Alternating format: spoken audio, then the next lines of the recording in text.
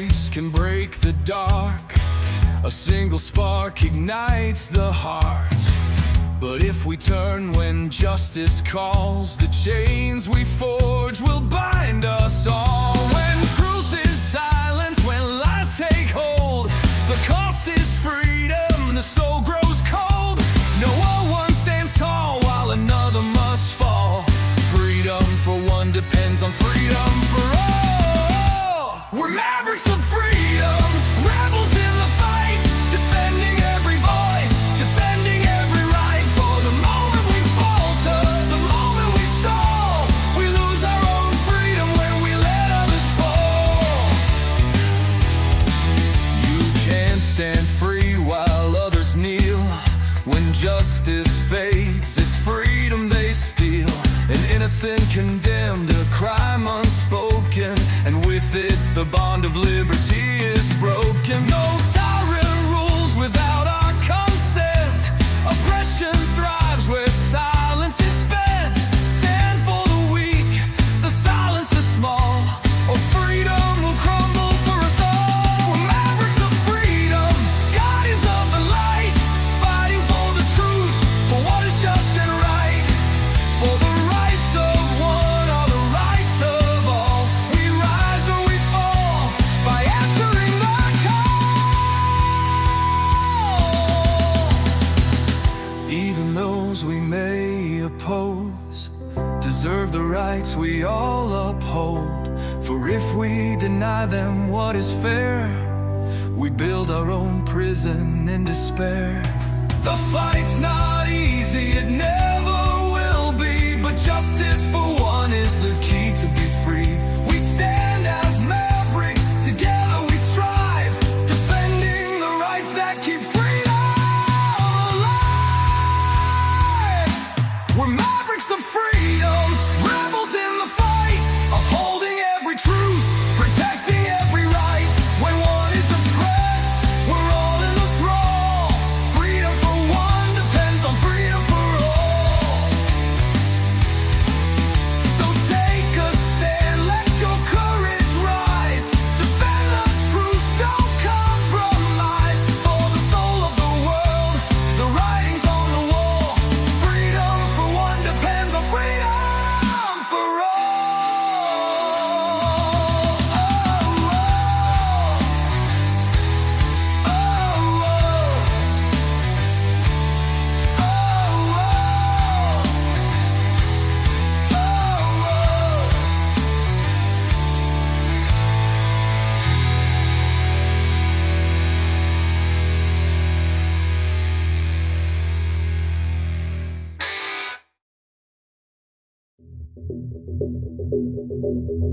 Greetings, Mavericks and new viewers.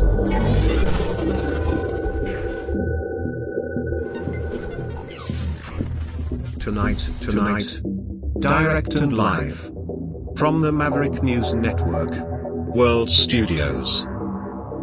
This is Maverick News with Rick Walker.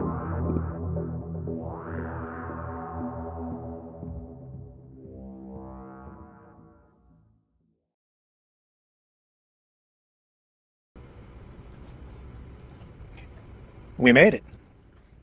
Here we are. A little late, but we're here. Sorry about the technical problems. For some unexplained reason, we got gremlins in the system and there was no internet until just a few minutes before we were supposed to go live, and that's because I was switching wires around, and then everything fell apart, but we're on live now. So welcome everyone. Great to have everybody back tonight. Lots of ground to cover. Those two NASA astronauts have been rescued. They are back on terra firma, back on Earth. And I don't know, they might want to go back because the world is a crazy place and protests are ramping up, and they're torching Teslas, protesters. Elon Musk, not Mr. Popularity, not the way he used to be. A lot of people who even bought Teslas are kind of upset with the number one, number two, whatever man in the White House. Whatever he is. Also, he's facing court challenges. It was deemed today that his efforts through DOGE to shut down USAID are unconstitutional. Imagine that. And what else do we have for you tonight? I might talk a little bit about that canola oil tariff from China on Canadian canola. Maybe just comment on that briefly, and because people have been asking me to. And what else do we have? Oh yeah, Donald Trump's 2.5-hour phone call with Vladimir Putin. All about that ceasefire.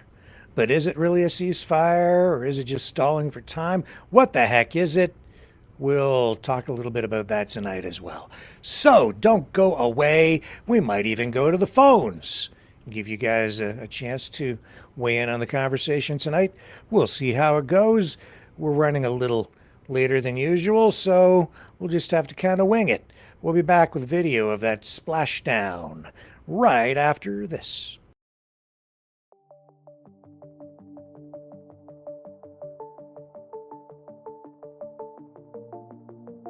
Greetings, brave Mavericks. Our quest for truth continues. We go beyond fake news. Together we expose propaganda. Together we pull others out of rabbit holes. We are maverick thinkers. We are all unique individuals, defenders of individual rights and freedoms, credible, trusted, grounded in reality. Maverick News, Maverick News. Defending free speech, free speech. Donate at freedomreporters.com. Do it now. Tomorrow may be too late. Maverick News. The world is watching.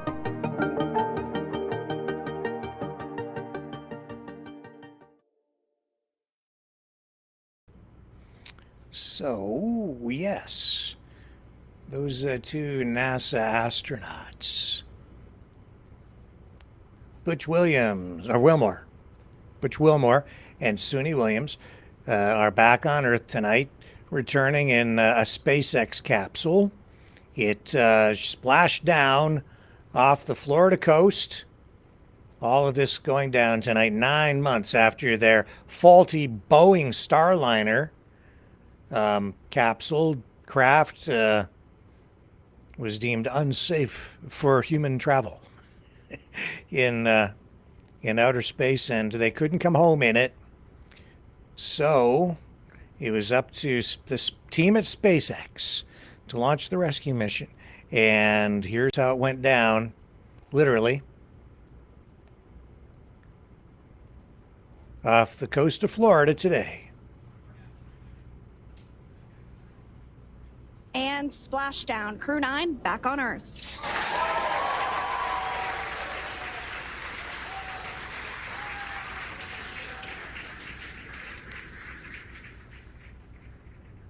Pretty cool stuff. SpaceX Freedom, splashdown. Good main release. Copy, splashdown. We see main chutes cut. Nick, Alex, Butch, Sunny, on behalf of SpaceX, welcome home. Yeah, welcome home. And they needed a little bit of help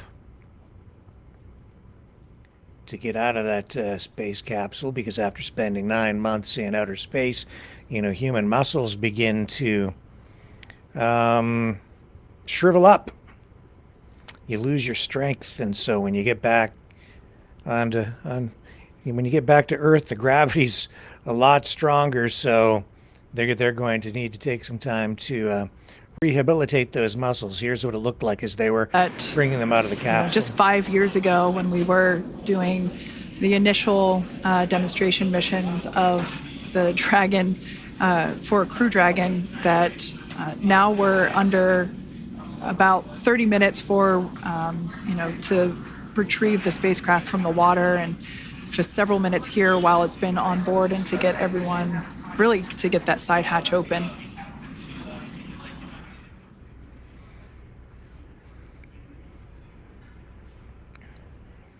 For those of you that have just recently joined, the Dragon had an on-time splashdown. It looks like we're getting our next crew member here. That is none other than Sunny Williams. Big smile, big waves. She, like her other crew members, now will be assisted onto the mobility aid.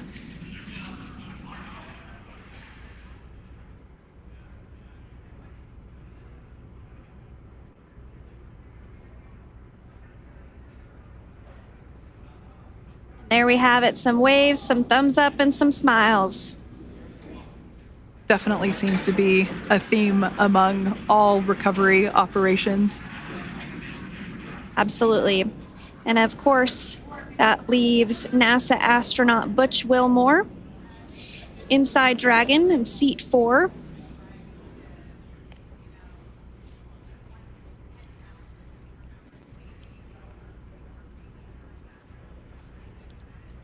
We're getting some views of him now as he egresses or exits the spacecraft.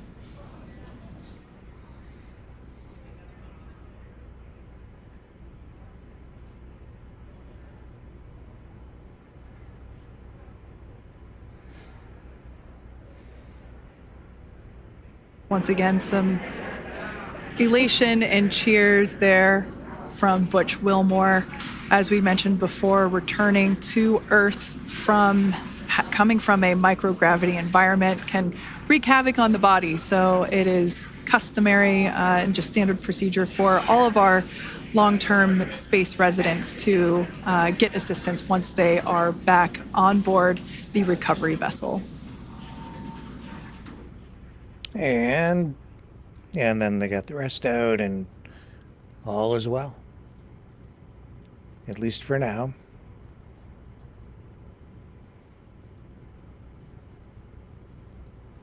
So ends an adventure. Big news tonight. So, what else do we have on tap for you? What shall we discuss next? The ceasefire deal, I guess.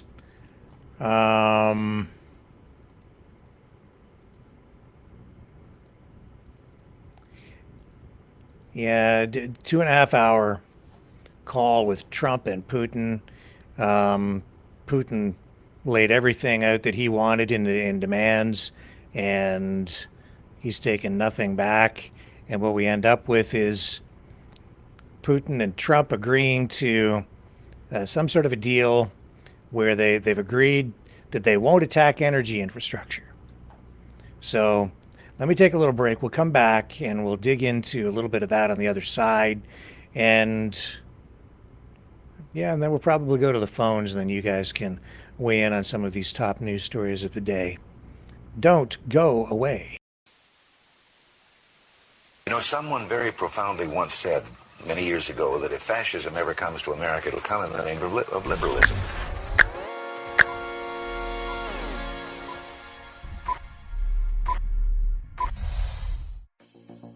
Well, I think it's time we ask ourselves if we still know the freedoms that were intended for us by the Founding Fathers. If we lose freedom here, there's no place to escape to. This is the last stand on Earth. The entire world is watching. Every dictator, every crazy dictator in the world is watching.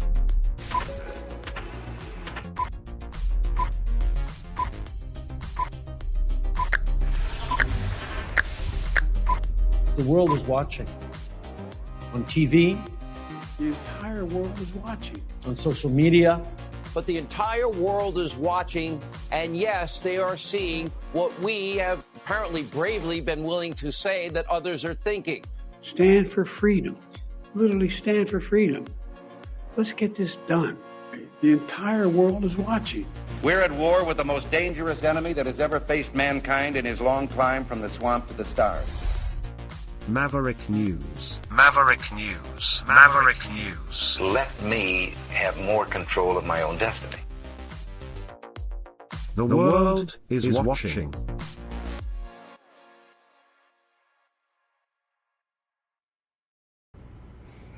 Okay. So, we had this phone call today between President Trump and Russian President Vladimir Putin. They focused on this potential ceasefire in the ongoing war in Ukraine. So what do we know about it so far? Well, here it is. The two leaders spoke for over 2 hours, marking their second conversation since Trump took office in January. The White House says they agreed to a limited 30-day ceasefire, starting with a pause on attacks targeting energy and infrastructure sites in both Russia and Ukraine.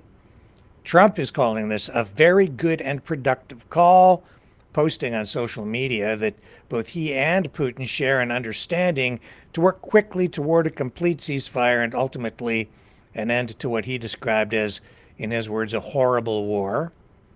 The Kremlin confirmed Putin ordered Russian forces to halt strikes on Ukrainian energy targets effective immediately, signaling a step toward de-escalation. However, Putin did stop short of endorsing Trump's broader proposal for a full 30-day truce.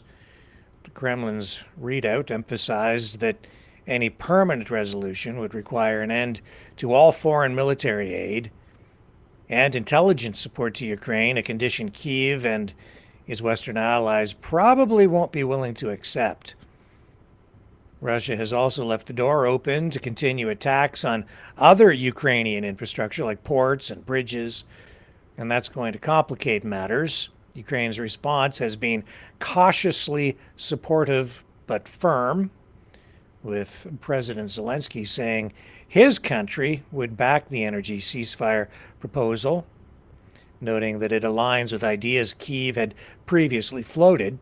Speaking to reporters online, Zelensky said today that, in his words, quote, "We have always supported not using weapons against energy infrastructure," but added he hopes to speak directly with Trump to clarify the details. He also expressed concern that Putin might be prolonging the conflict, stating that every day in wartime is a matter of human lives. The White House says negotiations for a broader peace plan, including a maritime ceasefire in the Black Sea, will begin immediately in the Middle East, although it's unclear if Ukraine will be directly involved at this stage. For now, the world watches as this partial agreement unfolds, potentially a first step toward ending a war that has now raged for over 3 years. An invasion that Putin thought or said or claimed or told people would be over with in maybe 3 days has turned into a 3-year tragedy on both sides and for the world. And potentially it's going to continue. We'll see. We shall see. The JFK Files also about to be released tonight, so we'll dig into that maybe a little bit as well. I'm still waiting for details on that. And Mark Carney going to the Arctic today, Canada's new Prime Minister, making an announcement related to Arctic sovereignty and security. This, of course, is something that actually Trump has been talking about, layering that in with all the 51st state rhetoric. And Poilievre already laid out his plan for Arctic security and sovereignty, and Carney saying that what is needed in the Arctic is improvements, repairs, upgrades to energy infrastructure, and also an enhanced military footprint up there to support surveillance and early warning systems designed, of course, to detect possible incoming ICBMs from Russia. Here's Carney. Abondant et abordable. This includes building and repairing over 570 homes, ensuring communities have access to safe and dependable power today, building renewable energy security for tomorrow, and in the process, creating more good, high-paying jobs across Nunavut. But as we take action to build a better future together, we must invest in Canada's north to defend our sovereignty. Arctic sovereignty is a strategic priority of our government. Recently, Minister Blair announced over $2.67 billion in investment in military facilities, including one here in Iqaluit.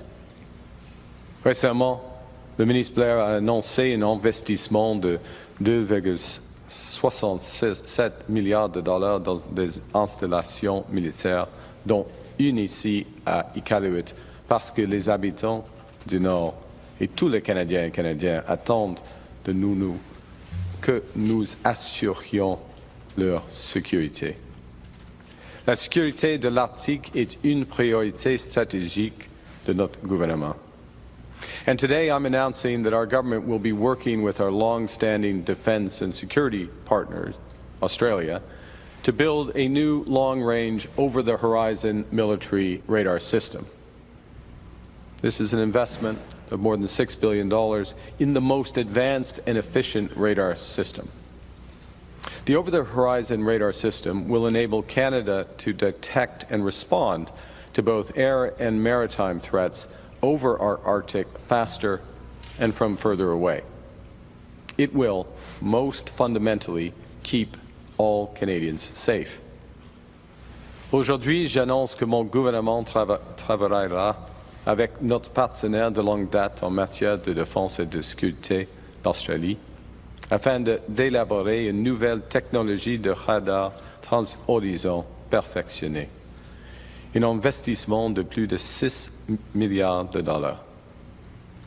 En même temps, on renforce la présence des forces armées canadiennes pour dissuader, détecter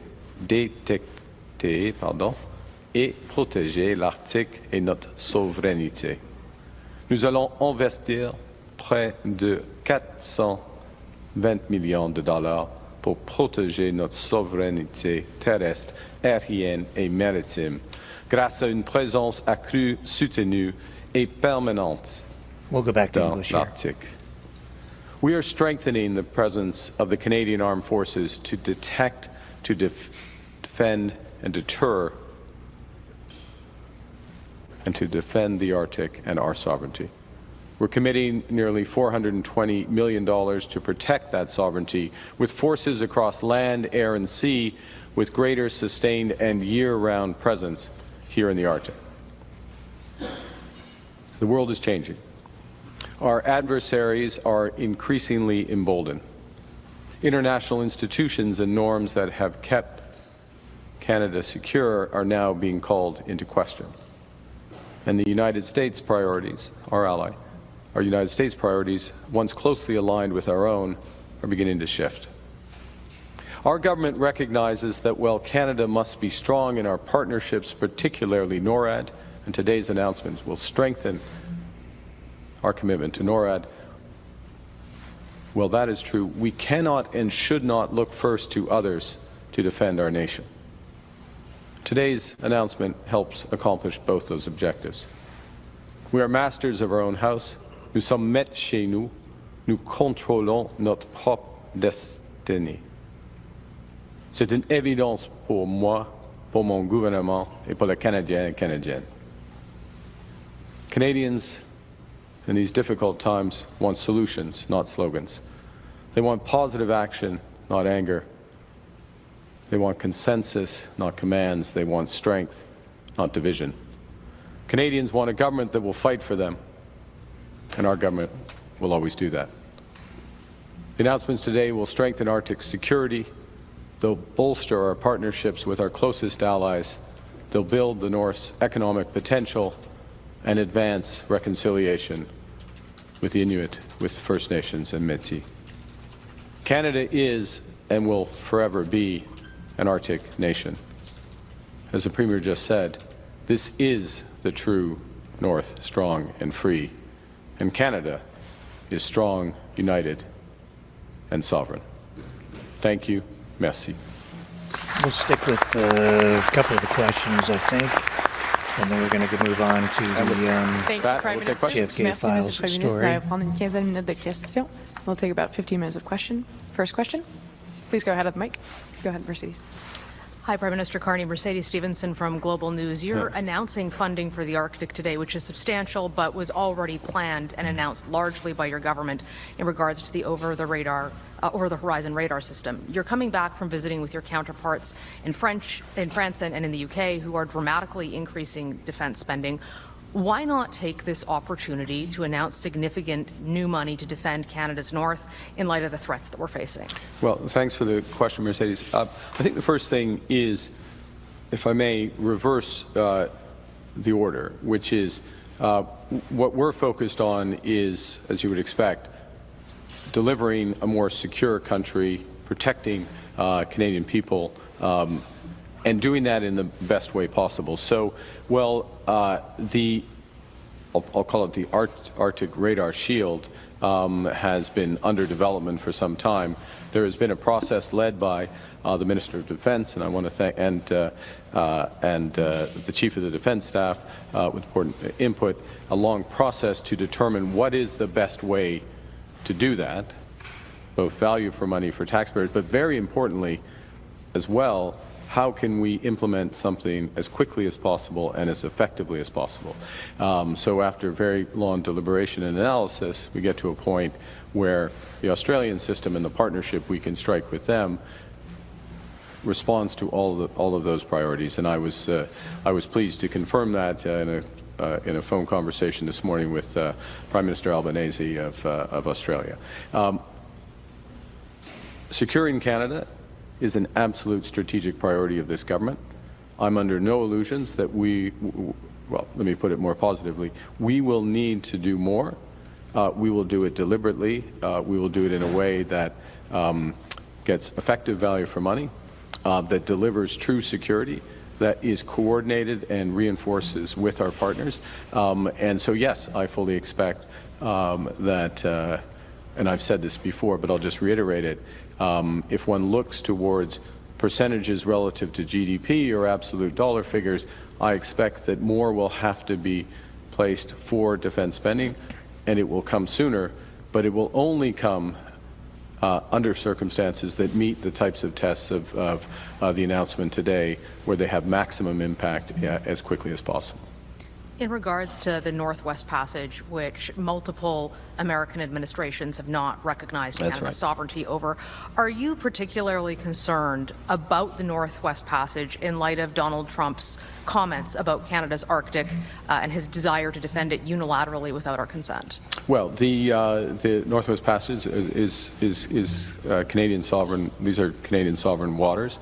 These are internal waters to Canada, and we first and foremost need to take steps to assert that sovereignty in several ways. And one of the ways, and I had discussions with the Premier, we had discussions moments ago on exactly issues around how we develop communities and economic opportunities abutting the Northwest Passage. That's part of the way we will do this. How do we do that in a way that potentially has dual use, so would also have military use and impacts? And these are priorities. And when the Premier says he looks forward to welcoming me back, and the Minister of Defense back, and the Minister of Industry back, and the other ministers of the Crown back, he's right. These invitations will be taken up because these are absolute priorities of this government. En français, c'était sur la portion de la menace américaine. Les menaces américaines. Well, j'ai dit, afin de commencer, l'étoile de Nord-Ouest, passage de Nord-Ouest, ça c'est du territoire marin du Canada. Ça c'est clair. Ça c'est clair pour nous. Et il faut que nous Trump will probably just rename it the Trump Passage or something. Avec des investissements économiques et des investissements stratégiques. Pouvez-vous dire aux Canadiens, M. Carney, aujourd'hui, s'il y a des dossiers ou des décisions où vous allez vous récuser au cabinet en raison de vos avoirs qui sont en fiducie, comme l'a fait, par exemple, Paul Martin à l'époque? Une bonne question. Ce qui est sûr que... Okay. We're going to pull out of this and we will move on to Ottawa, where conservative ethics critic Michael Barrett continued to hammer on the issue of transparency. The Conservatives want Carney to disclose all of his financial interests in advance of the deadline that is set out in the ethics rules. Now, to date, Carney has complied, but with the way the rules are written, he doesn't have to fully disclose all of his holdings, which are now in a blind trust already, or so he says, but he doesn't have to fully disclose everything until 120 days, which means he could call an election, go through the election, get elected, and still not disclose all of that information. That's not to say that he's breaking rules, but there are concerns about the rules, and we'll go to Ottawa now and pick up this with Michael Barrett on Parliament Good Hill. morning. We're here again today because Mark Carney refuses to disclose his assets and his conflicts of interest. He doesn't understand why the media and why the opposition keep asking questions. Now, every time he's asked about his connections to Brookfield Asset Management or his conflicts, he becomes defensive, he deflects, and then he attacks. Remember what he told all of you and all Canadians after the Liberals' English language leaders debate in Montreal. He said, quote, "I do not have a connection with Brookfield Asset Management," end quote. Now, I'm sure each and every one of you saw his exchange with reporters in London yesterday. Now, did that sound to you like someone who didn't have any connections to Brookfield? And recall what his office said last week, quote, "Despite repeated attempts, Carney's transition team have declined to clarify if the new Prime Minister still possesses any financial interests in Brookfield," end quote. So apparently, Mark Carney doesn't think that Canadians deserve to know before they vote, and apparently he thinks answering questions on this subject is beneath him.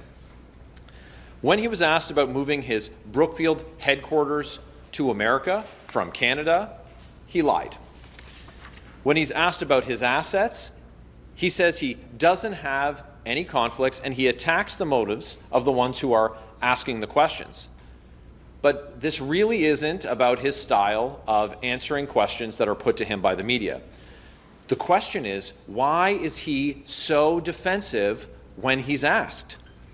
We know from media reports that Mark Carney was very likely owed future bonus payments from the multi-billion-dollar Brookfield funds that he personally set up and that he managed. And these bonus payments are directly tied to the performance of investments that he made at Brookfield. So what else do we know about the specific Brookfield funds set up by Carney? Now, while Brookfield doesn't provide a full list of projects and companies they are invested in, we know they've invested billions into solar panels, wind turbines, infrastructure, heat pumps, alternative fuels, and countless other sectors associated with the so-called green transition. But also important is the question of which companies and industries did Brookfield and Carney bet against, wanting certain sectors to succeed over others. And perhaps most importantly, which countries did Brookfield and Carney bet on, and which did they bet against? Brookfield is not the most transparent company, but they are slightly more transparent than Carney is personally. And through their public filings, we have some hints. Mark Carney was appointed chair in the latter half of 2020 using the most recently available data. For 2021-2023, we can see that Brookfield's reported assets in the United States increased by 23%, and in Canada declined by 4%. That's right, just as Carney moved his headquarters to America while he was chair, Brookfield was investing more in the United States and they were pulling back in Canada for years. Perhaps this is one of the reasons that Carney is so hostile when he's asked questions. We also know that Mark Carney handed over what he called a, quote, full and robust conflict of interest management plan, end quote, to the ethics commissioner last week. And yesterday, he bluntly denied having any conflicts of interest. So how can somebody claim to have no conflicts when just last week he told the commissioner he has so many conflicts that he needs a full and robust plan to manage them all? Why won't Carney share his supposed conflict of interest plan with Canadians so that they can see for themselves? Brookfield investments touch on huge areas of public policy: energy policy, environmental policy, industrial policy, taxation policy, and infrastructure policy. Now, I could go on and on. Now, is Carney planning on recusing himself from government discussions and decisions in those areas? Now, some of you might recall Nigel Wright was hired as Stephen Harper's chief of staff 15 years ago. Because of Mr. Wright's prior private sector work, he had to recuse himself, leaving the room entirely when certain files came up. Will Mark Carney be doing the same? Why won't he answer? Now, Mr. Wright was a staffer carrying out the direction of elected officials. Carney, as Prime Minister, well, he's the chief decider. This so-called blind trust of his, it doesn't protect him. Why? Because these aren't stocks or ETFs like normal Canadians have that a trustee can buy and sell freely. No, he raised the money from international billionaires and made the investments. He knows exactly what is in there. And those Brookfield funds are locked in with long-term contracts. The only people blind to Carney's assets and conflicts are Canadians because he refuses to tell them the truth. Mark Carney is twisting himself into a pretzel, trying to hide his assets and conflicts from Canadians, avoiding answering questions. Now, I'm not sure exactly how much attention Mark Carney has been paying to Canadian politics over the last decade, but conflict of interest, it's a serious thing. The Carney-Trudeau Liberals have been repeated violators of conflict of interest laws. Justin Trudeau, twice himself. If Mark Carney's going to go to Canadian voters and ask for a fourth Liberal term, he needs to be transparent. And he could do that today. We're calling on Mark Carney to immediately disclose all of the assets that he put into his blind trust and releasing his, quote, full and robust conflict of interest management plan, end quote. If Carney has nothing to hide, he should have no problem doing so. We know that he has them on file. Get it done today. And with that, I'll take your questions. Mr. Barrett, what is your party's relationship with the provincial counter-party? Like, what is the federal Conservatives' relationship with Doug Ford's Progressive Conservatives? Is it a good relationship? You know, we have a working relationship with anyone who shares our priority to put Canada first. The plan that's been laid out by Mr. Poilievre with respect to provincial jurisdiction, breaking down interprovincial trade barriers, any of the premiers who are prepared to work collaboratively with us on that will find a great partner in Conservatives. The same is true with mayors for cities who are prepared to get rid of the red tape and bureaucracy that's driving up development charges, driving up the prices of homes. So we're ready to work in good faith with partners across Canada who are ready after 9 years of these Carney-Trudeau Liberals to put Canadians first. Conflict of interest. What are specifically the conflict of interest that you are worried about, and how would that impact Canadians? So things like the carried interest funds that will see payments made to Mr. Carney based on the performance of these funds are something that should concern all Canadians. Mr. Carney built these funds. He was the one who went out and solicited the investments for it. And so these aren't something that once in a blind trust, though the trust is being managed by someone else. Who is managing it, we don't know. But though it's being managed by someone else, they can't simply just sell these assets as they would in a regular stock portfolio. These are locked in with long-term contracts. So Canadians need to know what is the benefit that Mr. Carney stands to gain from funds like those. Which one are you concerned about? Well, we've listed the three funds that Mr. Carney has, these global transition funds, 1 and 2, the catalytic fund. These are ones built by Mr. Carney, and he knows what's in them. And all of these funds touch on areas that are regulated federally or will be impacted by decisions that he can take. So the question is Mr. Carney going to recuse himself? Is he going to absent himself from discussions and decisions anytime these issues are raised? And what's more, is he prepared to properly divest them? Because simply placing them into a blind trust, as some people have pointed out, is more of a Venetian blind because he's able to see in. There's a process underway with the Conflict of Interest and Ethics Commissioner's Office, and it's their responsibility at this point, as I understand it, to take the information that Mr. Carney has given them and then to provide him with advice. Does he need to recuse himself? What does he need to disclose to Canadians? What does he need to divest? Do you have faith in that office and its ability to do its job? So the problem that we have right now is that while that advice is being developed, is we have Mr. Carney, who's taking international meetings, setting national policy, and making decisions, signing orders with his black Sharpie, as we saw the other day. And what is the impact on his personal wealth, his personal investments as a result of that? Are we simply to be satisfied as Canadians that someone can be the Prime Minister of this country and be the only public official, the only public office holder in Canada who doesn't have that public disclosure? Not only is Mr. Carney the Prime Minister, he is currently the least transparent public office holder in Canada. Simply saying that, well, there's a 60-day timeline. He had the opportunity at the outset of the process when he was seeking to become the leader of the Liberal Party, where he could have disclosed this information to Canadians. Why is it that he must wait for the maximum amount of time that's statutorily allowed to him? Why won't he simply be transparent with Canadians and provide them with the confidence that their Prime Minister is acting in the best interest of Canada and not his own best interest? And what's the evidence that Mr. Carney will put his own profits ahead of Canadians? Well, just take a look at his decision.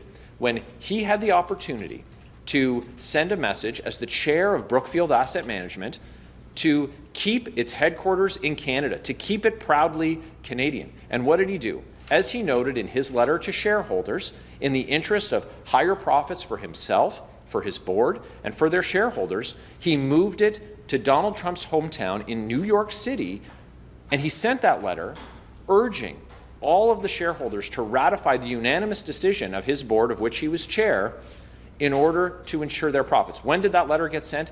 Within a week of Donald Trump saying that he was going to attack Canada with unjust and unjustified tariffs. Were you surprised to see his snippiness yesterday? You know, the way in which Mr. Carney answers the questions, as objectionable as it might be, isn't the paramount issue. It's the fact that he's refusing.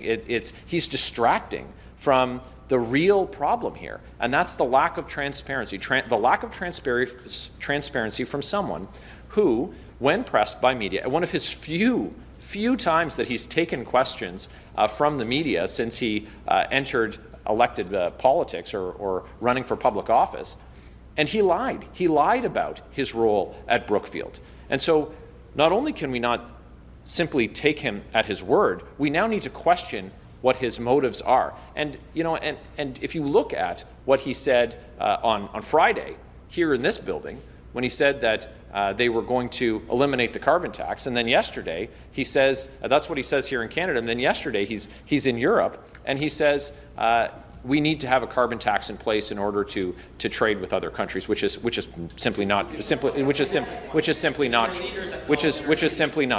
Okay, you have 60 days to disclose the information to the ethics commissioner, which he's done. So I'm wondering, like, speaking rules-wise, is it the rules that you want to change since he's officially abided by them? Yeah, so we've said that the rules absolutely need to change. We couldn't have imagined a scenario when Conservatives put in place this conflict of interest regime following what was then the most corrupt government that Canada had seen with the Chrétien-Martin Liberals. Well, we've now emerged from 9 years of the Carney-Trudeau Liberals, and we see a series of ethical law-breaking and scandals that have really tested and challenged the laws as they exist. So yes, the laws need to be updated. Well, of course, that this is something that reporting timeline would need to change. It would be required for leaders who are running, people who are running for the leadership of these parties. But it begs the question, why do we have to appeal to the lowest common denominator? Why is it that Mark Carney isn't simply willing to just be transparent with Canadians? He knows today what those conflicts are. He knows what is in that robust plan. Why not simply take the information that is going to be disclosed, like it is for all public office holders? You can take a look at any public office holder in the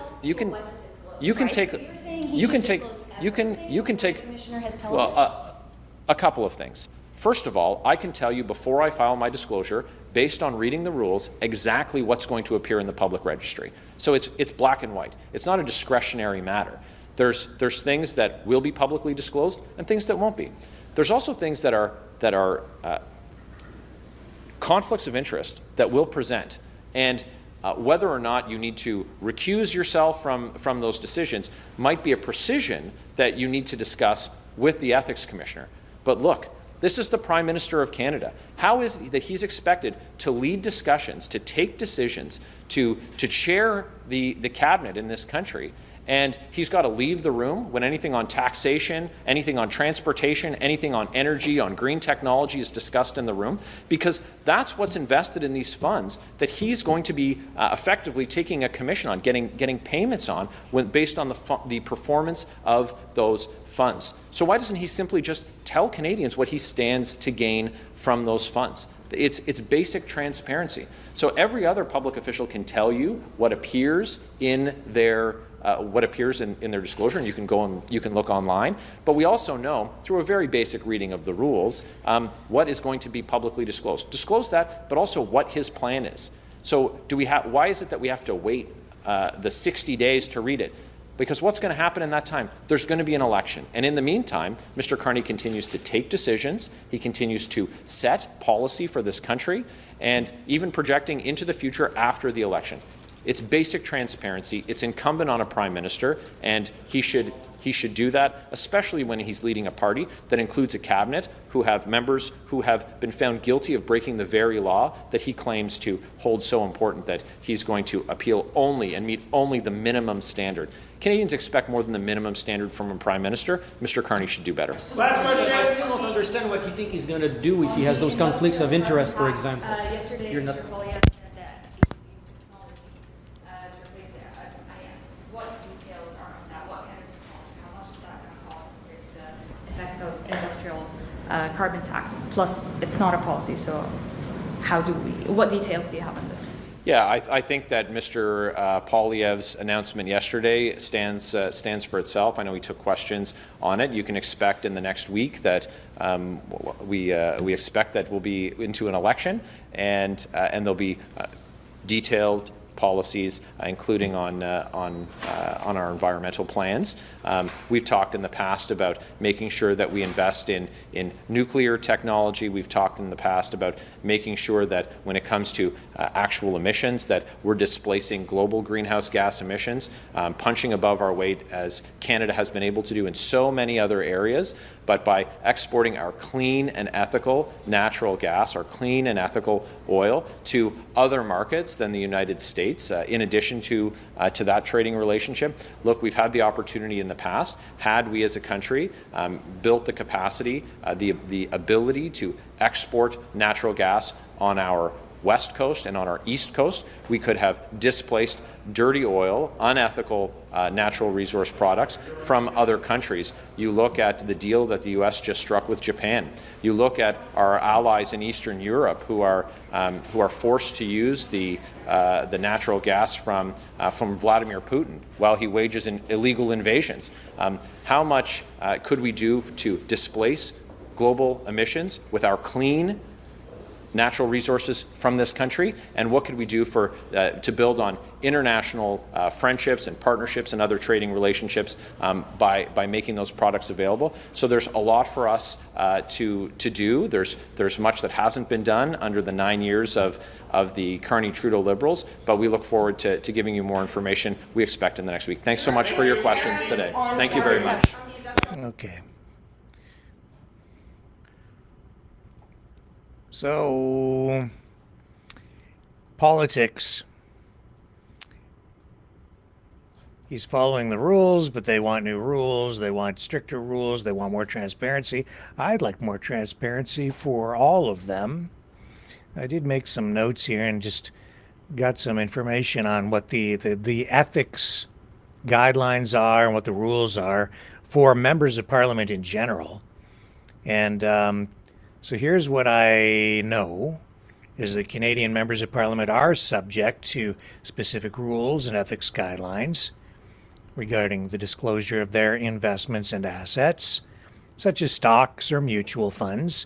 And those obligations are mostly governed by the Conflict of Interest Code for members of the House of Commons, which is appended to the standing orders of the House of Commons, and administered by the Office of the Conflict of Interest and Ethics Commissioner.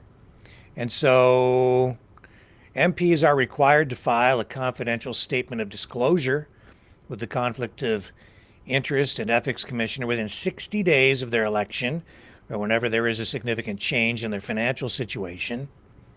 And the statement must include details of their assets, liabilities, income sources, and those of their spouse and dependent children.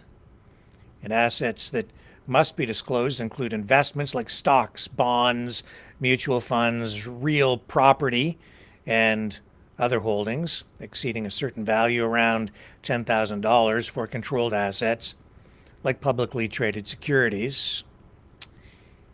Once they submit the confidential statement and meet with the commissioner, a public disclosure summary is prepared and made available to the public through the Ethics Commissioner's website. But that summary does not provide detailed specifics, like exact dollar amounts or individual stock names. Instead, it's just a summary, because there are still some provisions in place to provide privacy to even members of Parliament. Backbench MPs are not as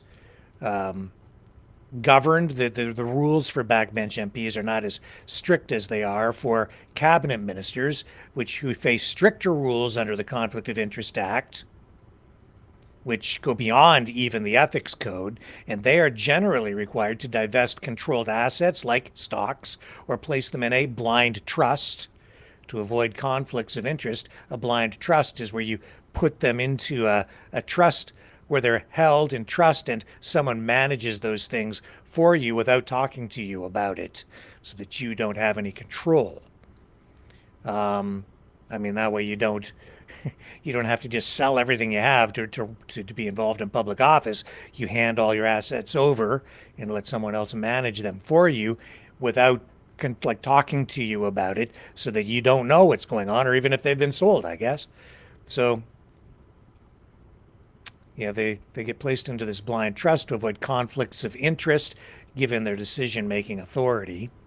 And their spouse's assets are also subject to scrutiny, though not required to be placed into a blind trust.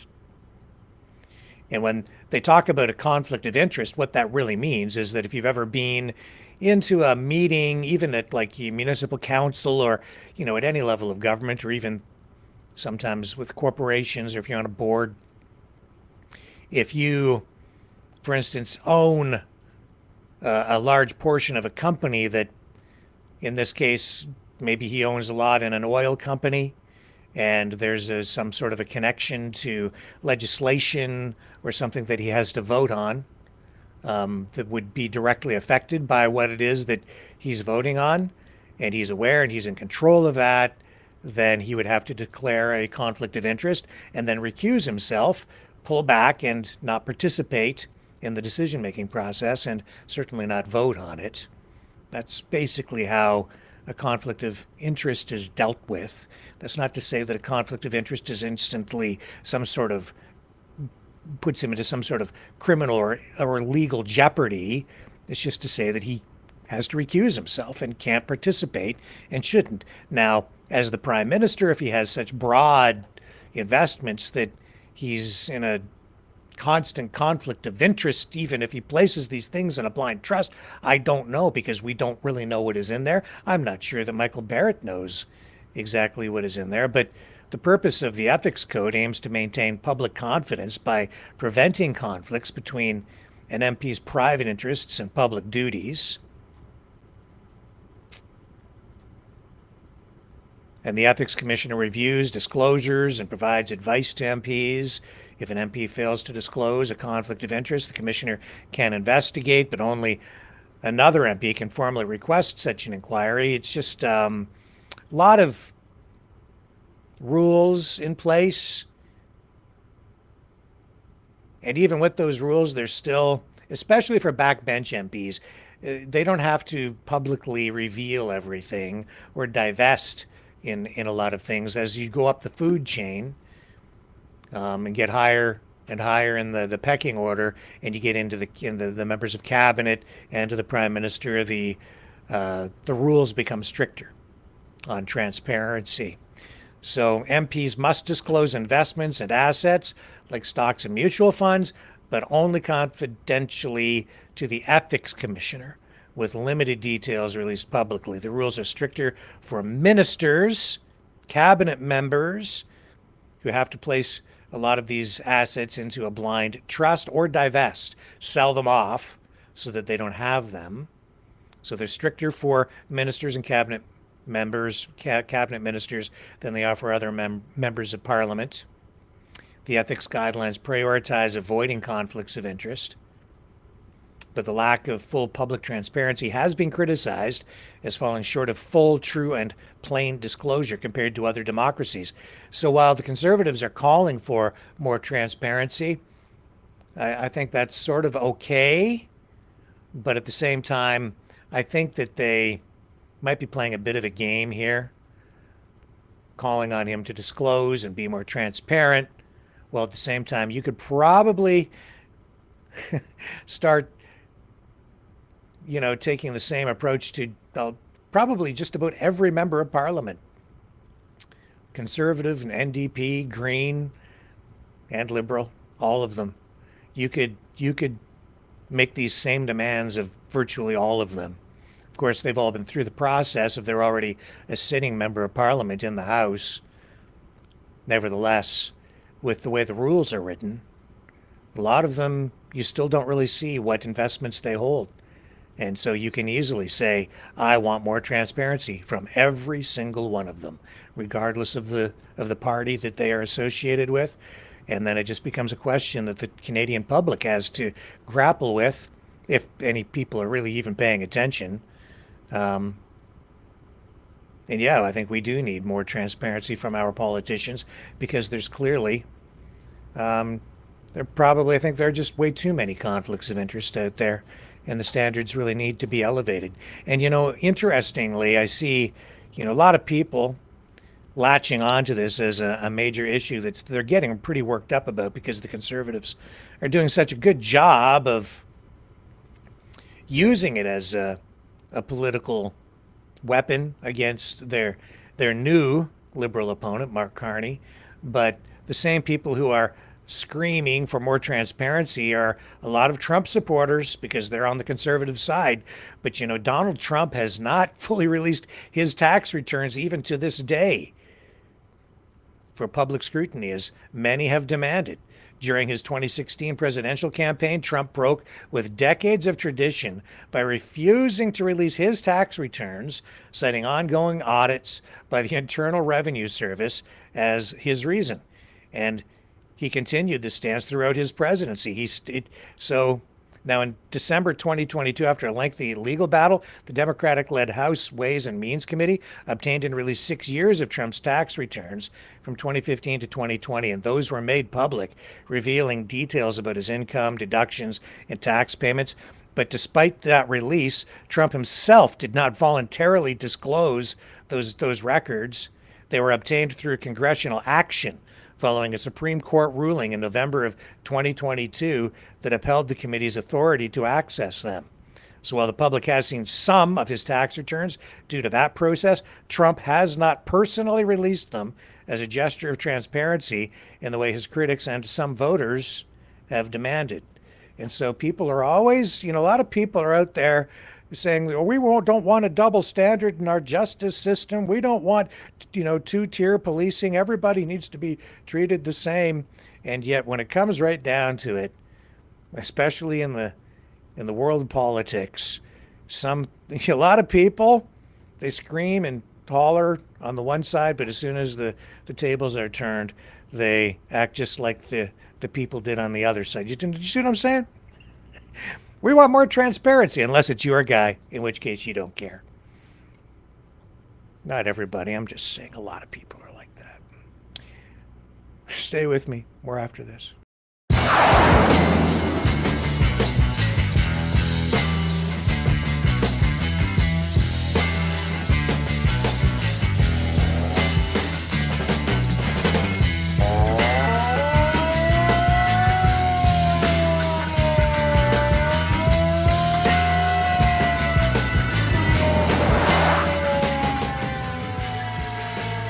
Maverick News. Fighting for freedom. Okay, so the JFK files, right? They've been released, I guess. But, we're looking at 80,000 different documents. So this is all, breaking live tonight, even as we... somebody's calling, but I don't know who it is. Looks like they just hung up. So yeah, this is all happening as we are live on the air. Social media is blowing up over this. I'm going to go to an X space here. This is Marion Awful. Let's bring this up.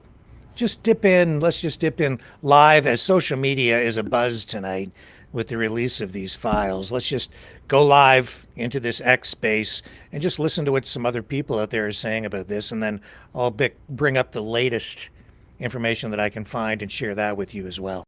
Between Oswald and Soviet agents. New files reveal a possible impersonation of Oswald in Mexico City, and KGB assessed Oswald as emotionally unstable and unreliable as an agent, which sort of takes away from the theory that maybe he was working for the Russians. Foreign involvement and reactions. The Soviet Union was shocked and feared the U.S. might retaliate after the assassination. Soviet intelligence suspected an internal U.S. right-wing conspiracy.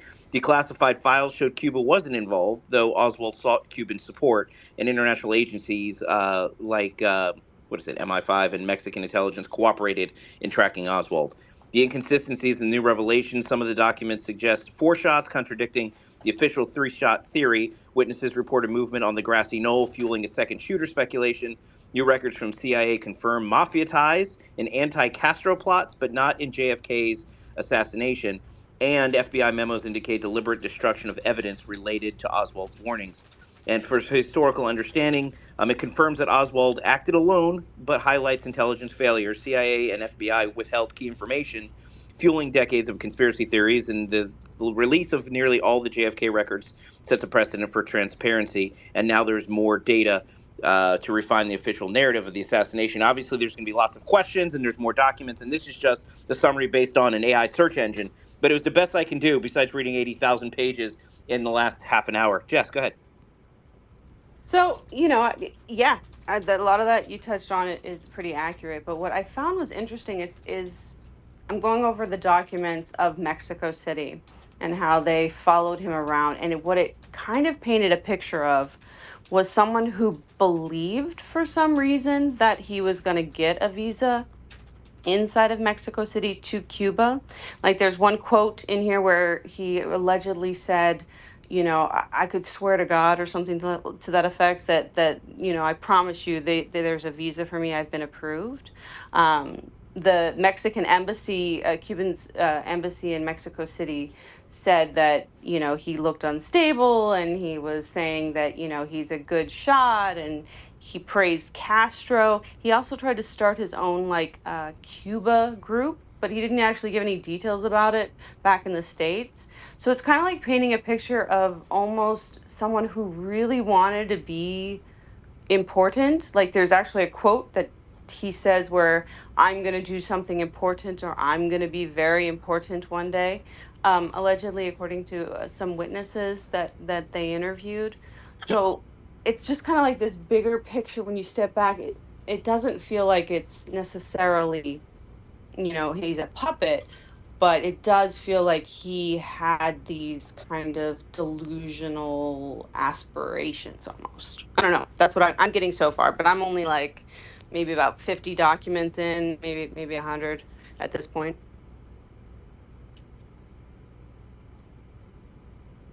Yeah, if I could jump in super quick. I mean, look, we've been talking about this, I think, and Sarah deserves a trophy for and Ian for sitting in a space for 5 hours in Crazy guy. preparation for the release of these documents, right, Ian? Yeah. And I think for a period of like 4 hours, I even joked in a back channel. I said, "This is like the Seinfeld space. We're waiting until then. We just have to talk about nothing." But a couple of the interesting conversations we had in the 5 hours revolved around sort of what this means. Does it mean why hasn't it been released before? And I know all sources a minute ago was talking about not wanting to give up sort of sources and put any, and we had heard from somebody before not wanting to give expose intelligence assets and things. But look, when you're not transparent, this is what happens though. People can start to make assumptions based on a lot of things. And look, but here's my question at the end of the day. And first of all, this is a promise made, promise kept. Trump said he was going to do it and he did it. Now, I understand the Epstein files seemed a little bit fumbled. I do believe the reason why we haven't seen those yet is because prosecutions are pending and they wouldn't release files that would destroy any prosecutions. I think we'd rather see people go to jail than have a binder full of information that we've never seen before. But that being said, with these JFK files, look, he said he was going to release them and he did. The question we had before is one, are you going to look at these files and say, oh, okay, I believe everything of these are in these files? Because the question you have to ask yourselves is one, if there's this elaborate plot to assassinate a US president, are they going to document all the things they did? Or would they create a separate sort of breadcrumb trail to lead people down the wrong way to protect their sources? That's possible. At the end of the day, I don't think this report is going to put conspiracies to bed. I think some people might appreciate the extra information. I think we'll always be asking questions about how JFK was assassinated in Texas. I think what we really need information on very quickly, because now we're talking, this is 2024, 2025. We need to know what happened in Butler. And we shouldn't have to wait 60 years to find out. But with that being said, I'll land and throw it over to you, Jess. Thanks. Yeah, no, I think you're right.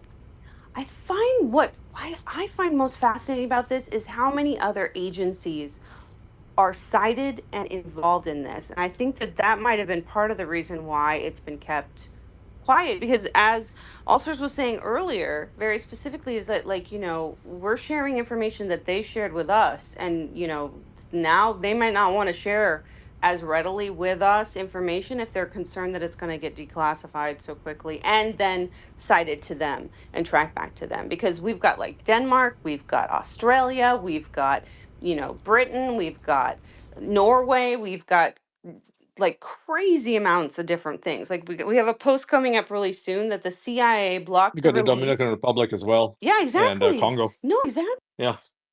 And Mexico, there's just tons of So different I think intel what that actually agencies has here. to be, I'm wondering if this is the reasoning, right? And because there's one thing you guys shared earlier, which was the CIA sent a directive out to say, hey, track all of the, his travels around Europe. And so what is the CIA going to do?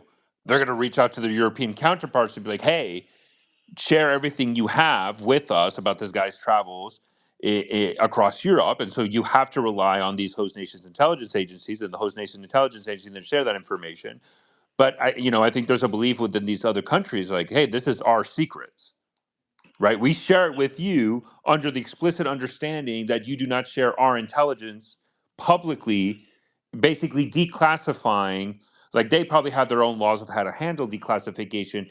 The question then is, should the Americans declassify intelligence on behalf of European countries who share it with us in confidence?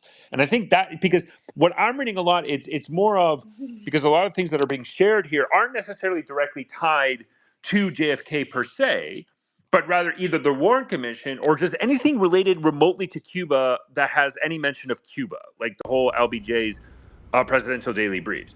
And so I think that is the main reason, and it makes sense that European countries, just like if a European country wanted to classify an intelligence report that we sent them, the American government would be like, no, that's our intelligence. You cannot do that. You're not authorized to declassify our intelligence that we share with you. And I think this is the same thought process that a lot of these countries had, at least during the Warren Commission specifically. All right, so I'm just going to pull out of that for a moment. So, yeah. We'll maybe go back to that in a moment, but we know that 80,000 pages have been released, and these are all previously classified, apparently, although I'm seeing some things on social media tonight questioning whether these have not, some of these, or maybe even a lot of them, have not been released before. Don't know. But the release was facilitated by the National Archives, and it includes around 2,400 newly inventoried and digitized records from the FBI, adding to over 6 million pages that have already been available in the JFK assassination records collection. And the documents don't appear to contain a definitive smoking gun tonight that dramatically alters, what we already know, that or even the established narrative that Lee Harvey Oswald acted alone in assassinating Kennedy back in November of 1963 in Dallas. Historians, experts, they've all cautioned that while these files provide additional details, they, as they are reviewed tonight, probably won't overturn the lone gunman theory upheld by the Warren Commission, although many people have come to their own conclusions or alternative conclusions over the years.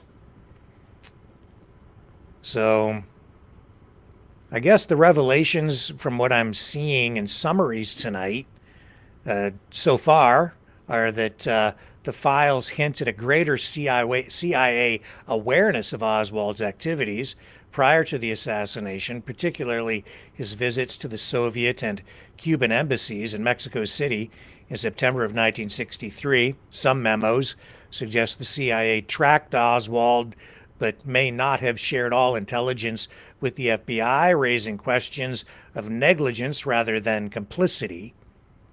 Now, what about the second shooter? Well, certain documents, or speculation of a second shooter, certain documents, including ballistics reports and witness testimonies, lend credence to theories of a second shooter, possibly from the grassy knoll.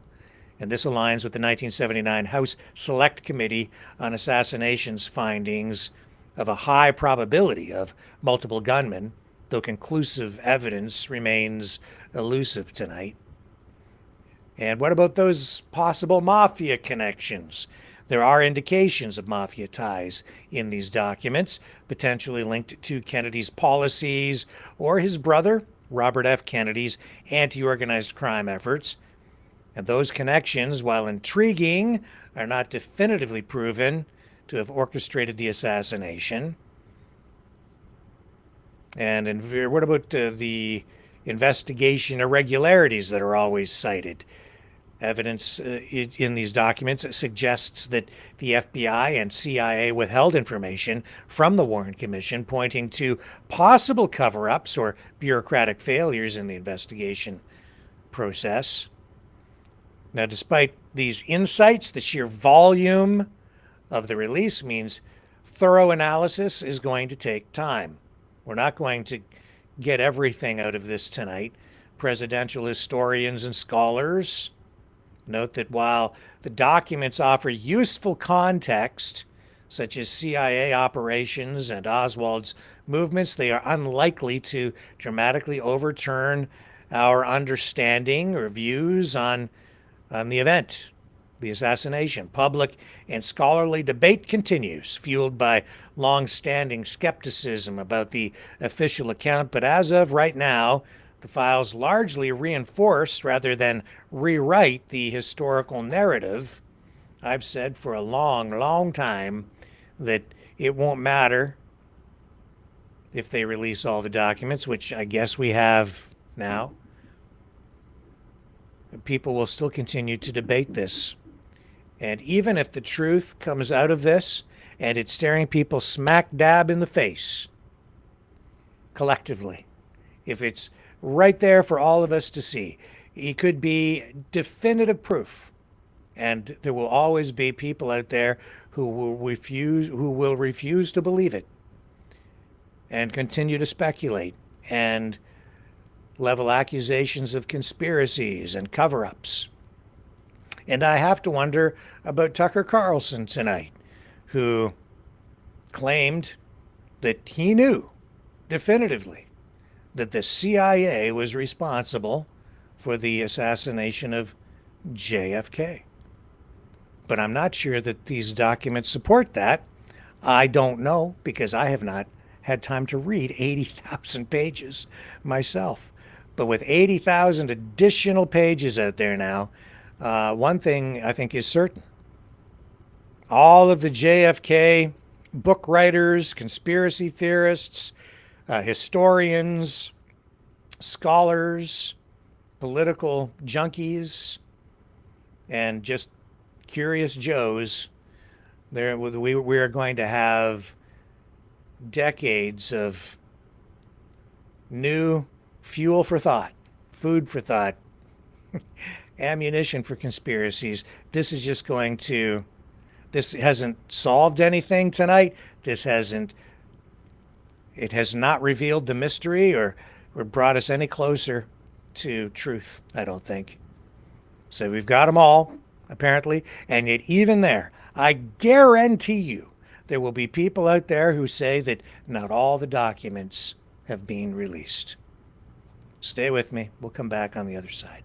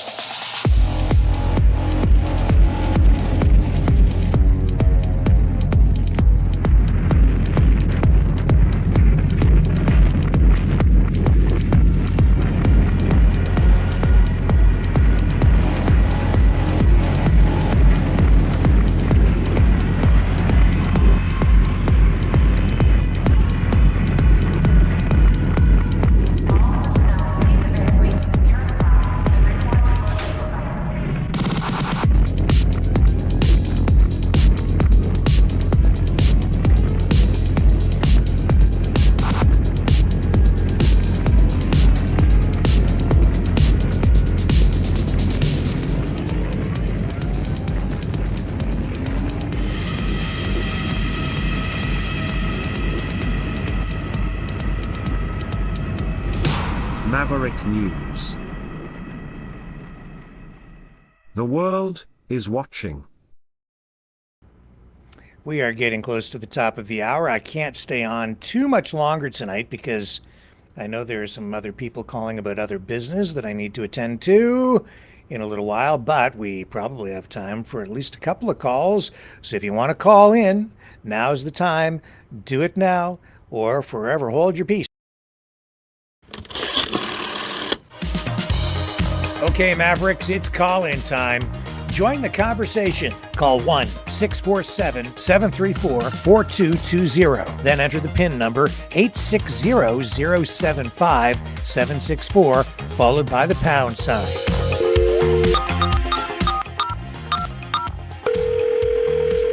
Exercise your right to free speech. Call 1-647-734-4220. Then enter the PIN number 860-075-764, followed by the pound sign.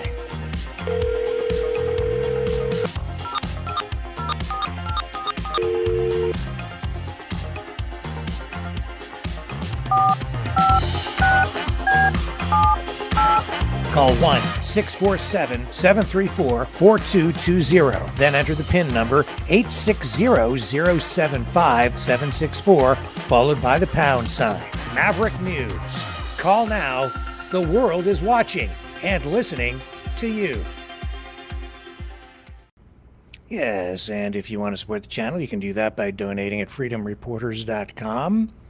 Appreciate the support immensely that we do receive from those of you who donate and those of you who like, share, and subscribe. Hit the thumbs up. And please subscribe over on our other YouTube channel if you haven't done that already. Maybe I can find that for you. I'll put the link in the chat in case you're not over there. Yeah, there it is. Right there. Get that link. And you can go over to that channel if you're not there already. I'll have to open up the Rumble channel. I'll look in the chat when we go in there too. There we are. Then, yeah, and there we go. Now there's the link in the Rumble channel to the other YouTube channel. And thank you to everybody for doing that. And here is, yeah, please consider subscribing over on that the other YouTube channel. I'm trying to migrate people over to that as much as I can. And even those of you watching on the main YouTube channel, if you start watching over on the other channel, it would actually be very helpful. Here is the number to call tonight if you want to join the conversation. 1-647-734-4220. And when prompted, punch in that PIN number to enter the conference call at 860-075-764, followed by the pound sign. The number again, 1-647-734-4220. And it looks like we've got our first caller of the night on. And I think I know who this is. There he is. Bring him up on the screen. The one, the only, John Scotty Rimby from Alberta. How are you tonight, sir? Hey, Rickster, Rimby John. Too bad about the internet. I'm just making dinner for my roommate. But I just wanted to say that landing of SpaceX, you know what it reminded me of, Rick? You're a movie guy. I don't know. What did it remind you of? Planet of the Apes. Oh, when Charlton Heston landed in the water. Unfortunately, Planet of the Apes were all dead, but our SpaceX, they were all, I thought that was incredible. I really did. Yeah. Yeah, that reminded me of Planet of the Apes. What a beautiful thing for humanity, Rick. How can we work together as Canadians, Americans, the world? How can we work together to send our beautiful human beings to outer space, and yet we fight over nothing in Israel, Gaza, Ukraine, Russia? I don't know, Rick. I'm lost. Well, and the thing is, as much as it's a positive thing that we're seeing from SpaceX and NASA, a lot of people are pretty darn upset with Elon Musk. And this is the other story that I really need to touch on tonight. And I'm sure you're more or less familiar with this already, John. But overnight, we have seen more Teslas at dealerships across 3 different states set ablaze. You've been following some of that, right? I don't own a Tesla dealership, but I don't think I'd want one, Rickster. Yeah, What do you think? Yeah, I know. I'm in the oil business. I'm not an electric car guy. No disrespect to electric vehicles, but so. Yeah, let me just bring up Tesla fires. And Marjorie Taylor Greene freaking out over this. Yeah,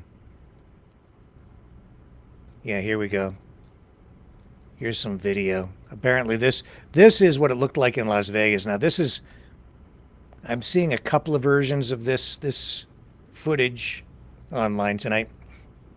Share it with you here.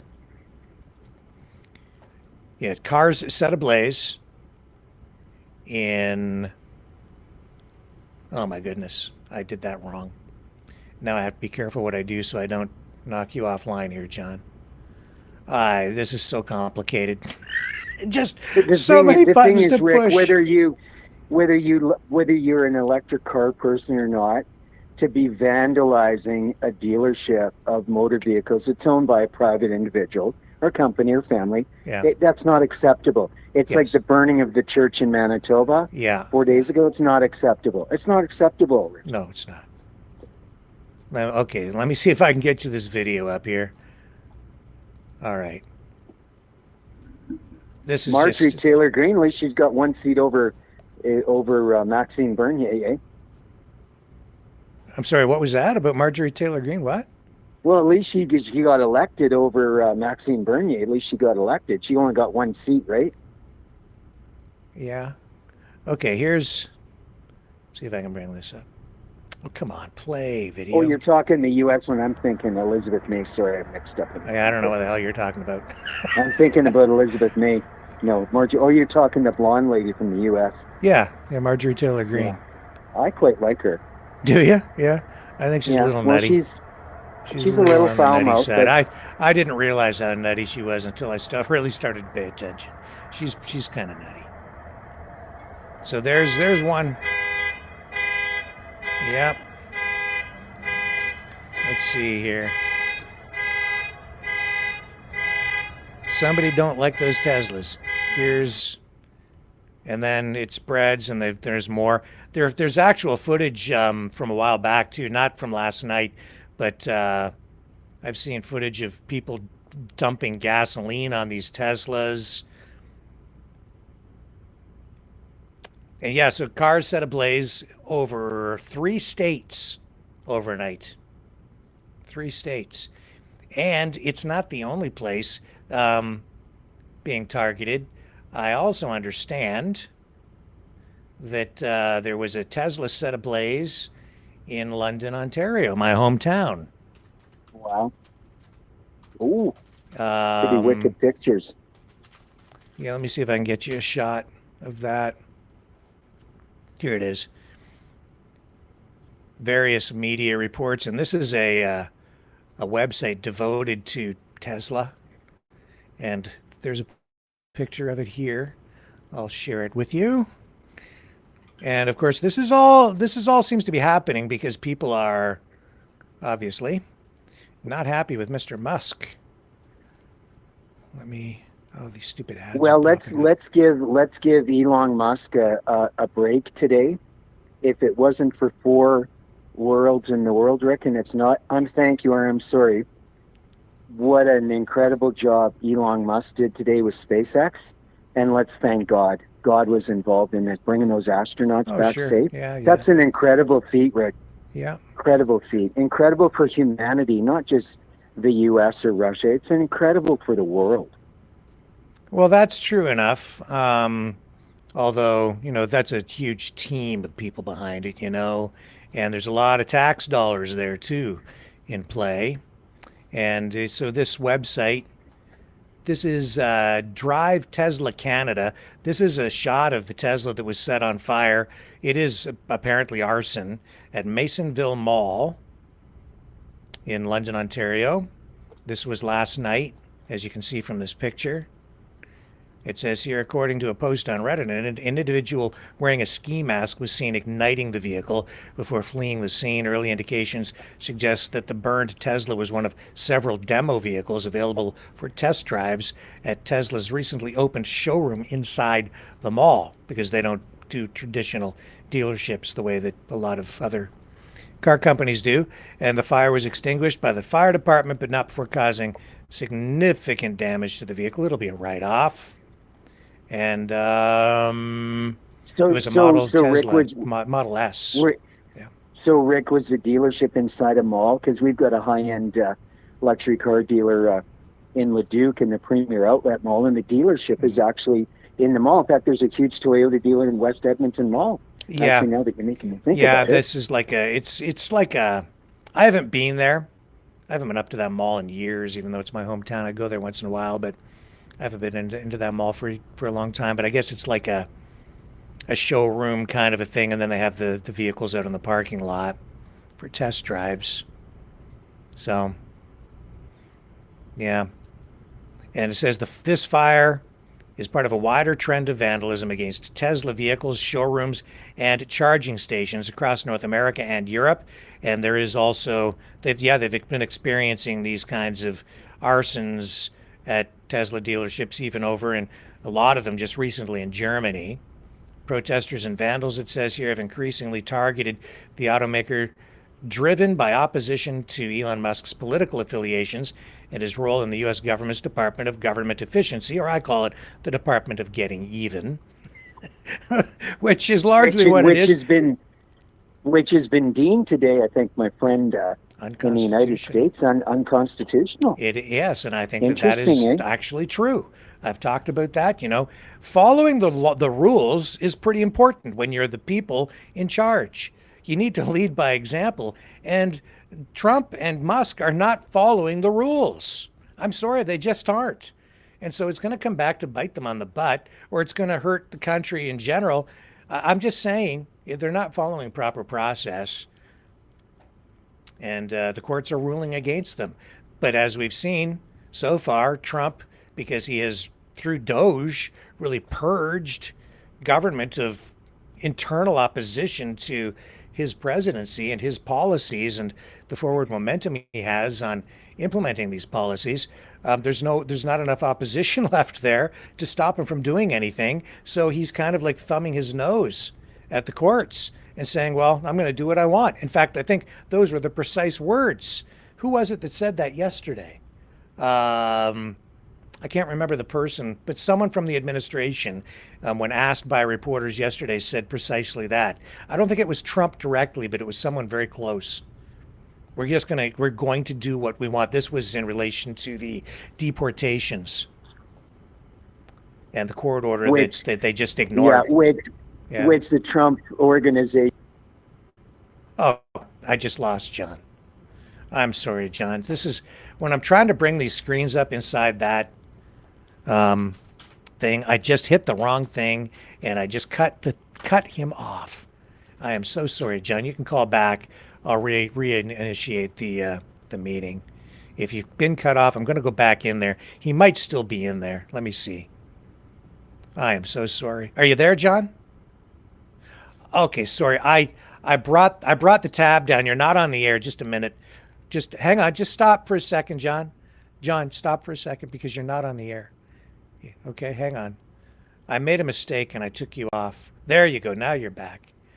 Okay, I was just saying, Rick, that the Trump White House deemed that the jets with the illegal aliens for, I think, Venezuela had already left Alberta or U.S. airspace before the court order had been issued. That was what they were saying. Blah blah blah. Whatever. It doesn't matter. They would have sent them anyway.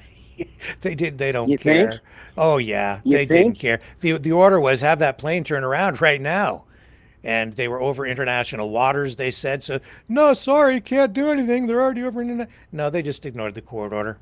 They don't care. No. Come on, Rick. Let's be technical here. Mm-hmm. It was the orange orangutan said, no, we're not.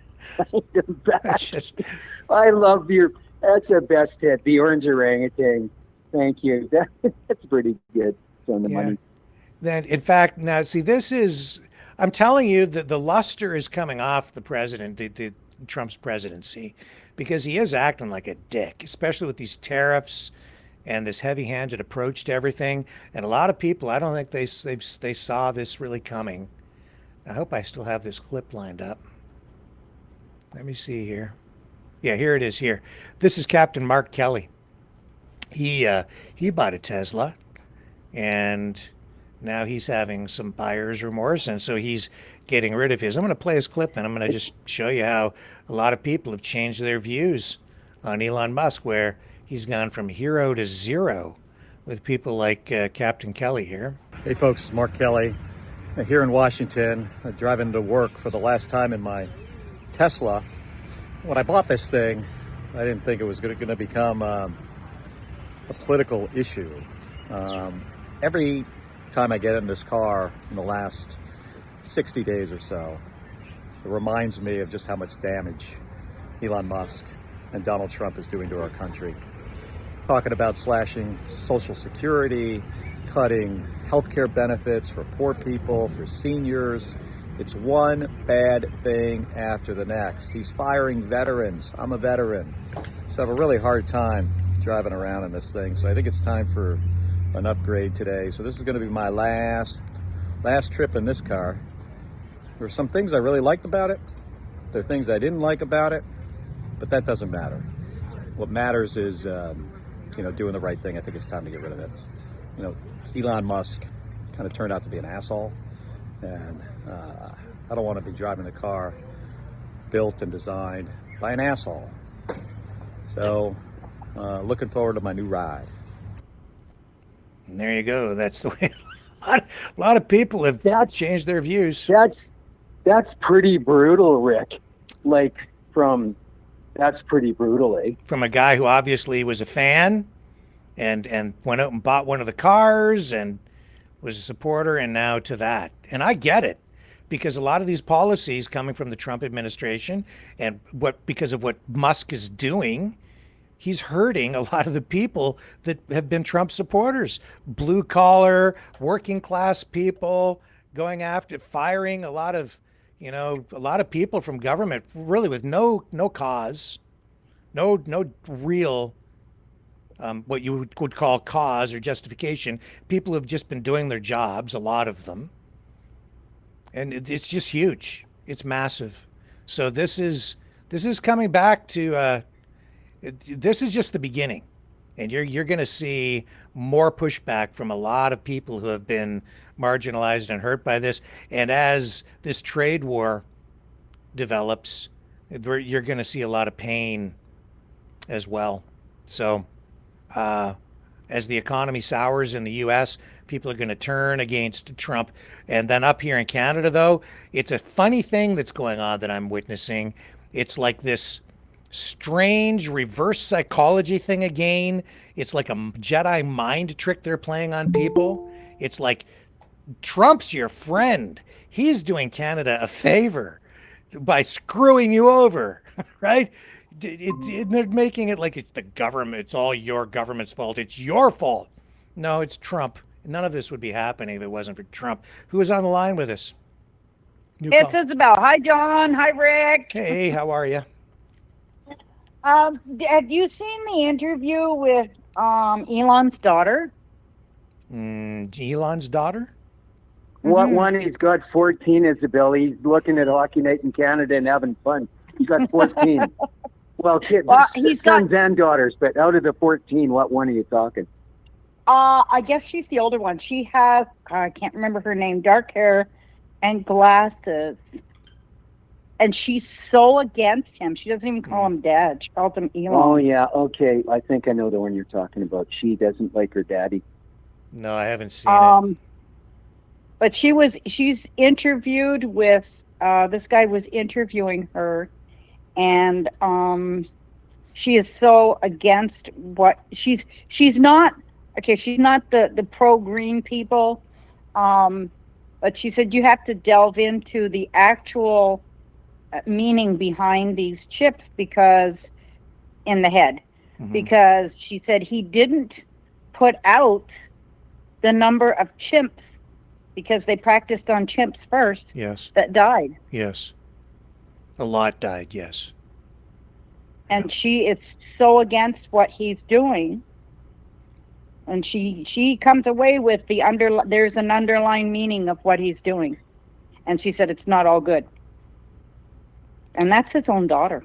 Yeah, the whole chipping people's brains. I know that they're trying to sell it to people because, you can cure blindness or or help help paraplegics and things like that. But no, there are other applications that are on the horizon that are probably pretty sinister and dark, because with everything that is good also comes something that is bad. Military applications, super soldiers, who the heck knows what they have in mind.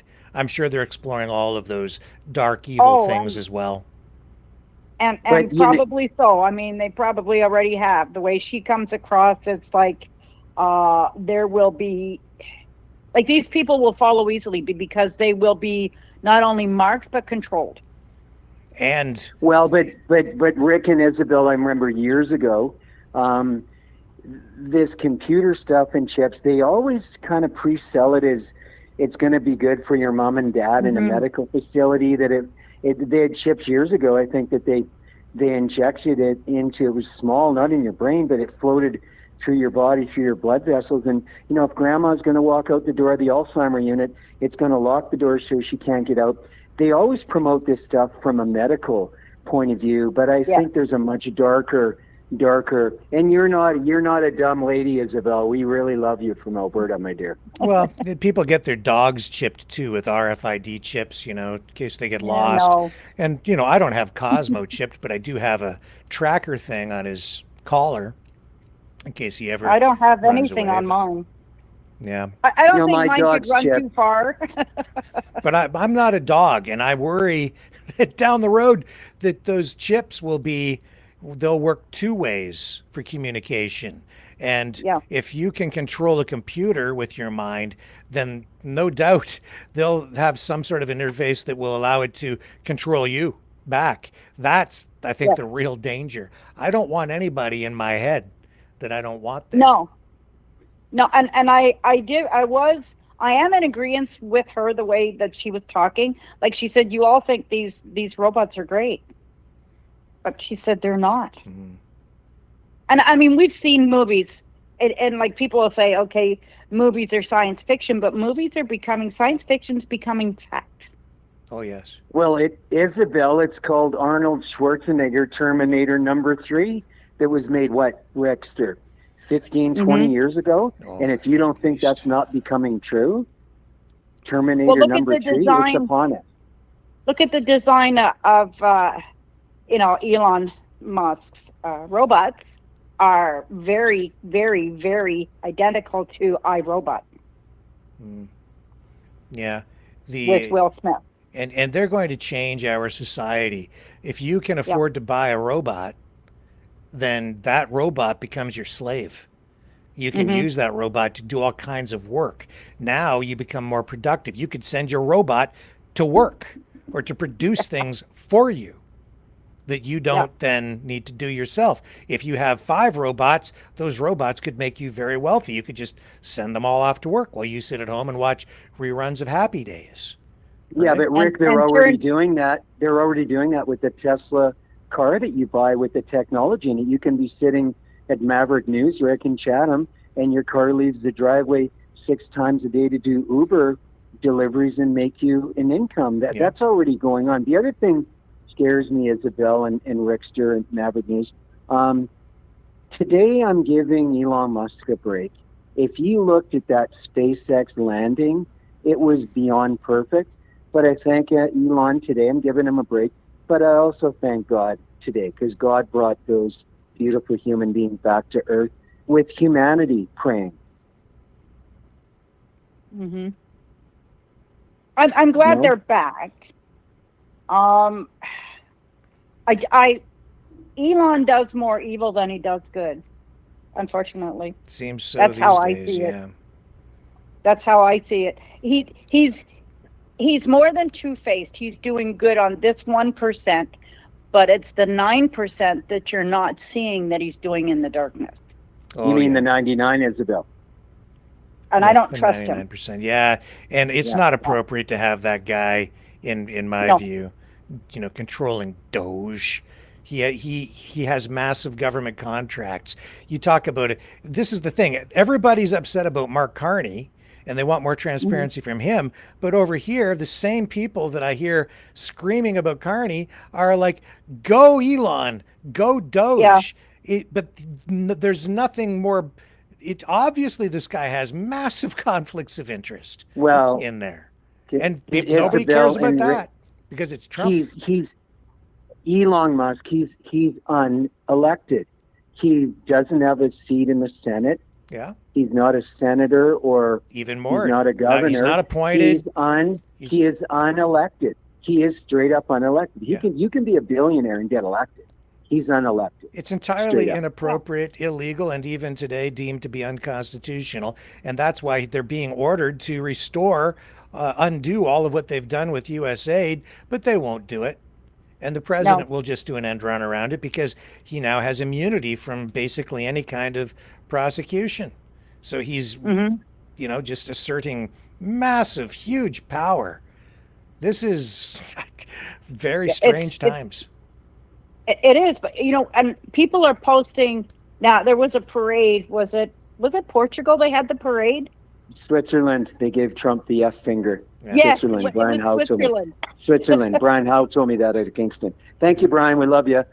Yeah, I've seen that. And I thought, man, he's not liked anywhere. When I seen that, I thought it was like at first you only see the first couple in the row, but then you see everybody behind wearing these finger mask hats. Trump, the master, so hated. Trump's supposed to be a master deal maker. You know what came out of that 2.5 hour telephone call today between Putin and Trump? They started to discuss a Russia-USA hockey tournament.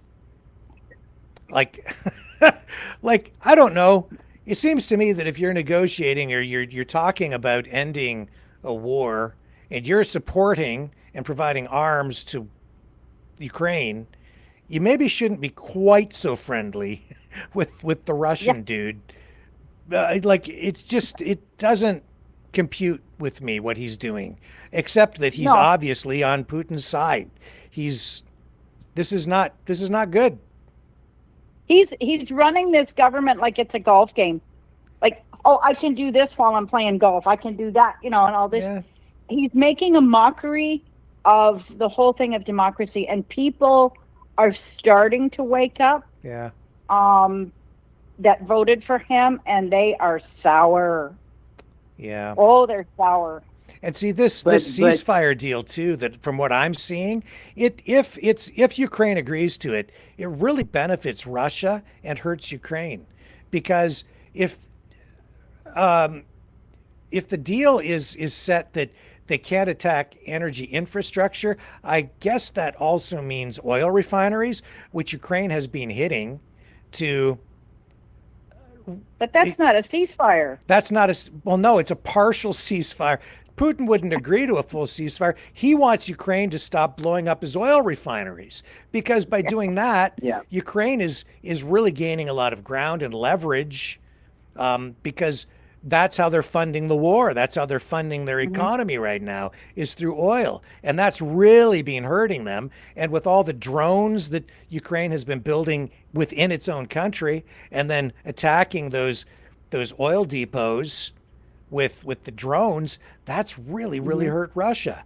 So of course he wants that to stop. So he's like, okay, well, we'll stop attacking energy infrastructure. So I don't know. We'll have to see how it plays out, whether that includes oil depots, but I'm pretty sure that it would. It's going to hurt Ukraine and help Russia. That's why it's being proposed. And this whole idea, like this whole thing about everybody, so Putin doesn't want Ukraine. He doesn't want all of it. Putin just wants peace. No. If he really wanted peace, he would jump at the chance right now and just accept this ceasefire for 30 days and then build on that and end this war.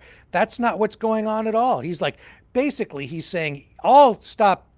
I'm in favor of a ceasefire as long as Ukraine gives up. And as long as they don't rearm, and you can't rearm them, and you can't come in here, you can't influence anything. No NATO troops, no European troops, even as peacekeepers. We don't want a NATO footprint in here. No European influence, no U.S. influence. You have to stop providing them with arms. Can't give them any intelligence. You can't support them at all. You have to leave them on their own. They can't even have like their own military. They have to disarm. This is like, those are his terms, complete capitulation, and then I'll agree to a ceasefire. I like the idea of a ceasefire as long as I win and they lose. That's basically what the Russian position has been. And then this is, also to Russia's advantage, Ukraine's disadvantage. I'll be very surprised if Ukraine accepts it. Well, Isabel Rimby. Ukraine and leaving Ukraine wide open, like your guest said the other night. Yeah. But Isabel Rimby and Richter, Isabel, if we had mothers like you running the world, running our towns, our townships, our cities, our governments, our countries, Isabel, there'd be no war. There wouldn't. Brian Howell told me the other day out of Minnesota, the Democrats have brought forward this bill of Trump derangement syndrome. I mean, it'll probably never be passed, but they're ticked. But Isabel, if there were mothers like you running the world, sisters like you running the world, there'd Are be you no kidding war. me, John? Look at through history of the women that have been in charge of things. You piss off a woman, come on. and that's probably the last thing you'll ever do. Oh, well, I'm yes, not married, you know what so they say, woman scorned. Hell hath no fury, right? Yeah. Like a woman scorned. That's right. So I don't know about that one, John. Well, I'm And I have red hair, so John, I have a very, very short fuse, and I have red hair. You're like my neighbor in Morseburg. Yeah, that didn't go over well. You're the only redhead I've gotten along with there, Isabel. The other two in my life, it wasn't good. Well, I always tell everybody I would do anything to help anybody. Just don't piss me off, because once you do, bang. Who just joined us on the line? Who's the new caller? Yeah, hi. This is Trent in New Jersey. Well, welcome, Trent. Hi, Trent. How you doing? Hello. The floor is yours. Welcome, What's Trent. on mind? Welcome, Alberta, friend. I just started listening, but I'm looking at the chat and listened to a few minutes here.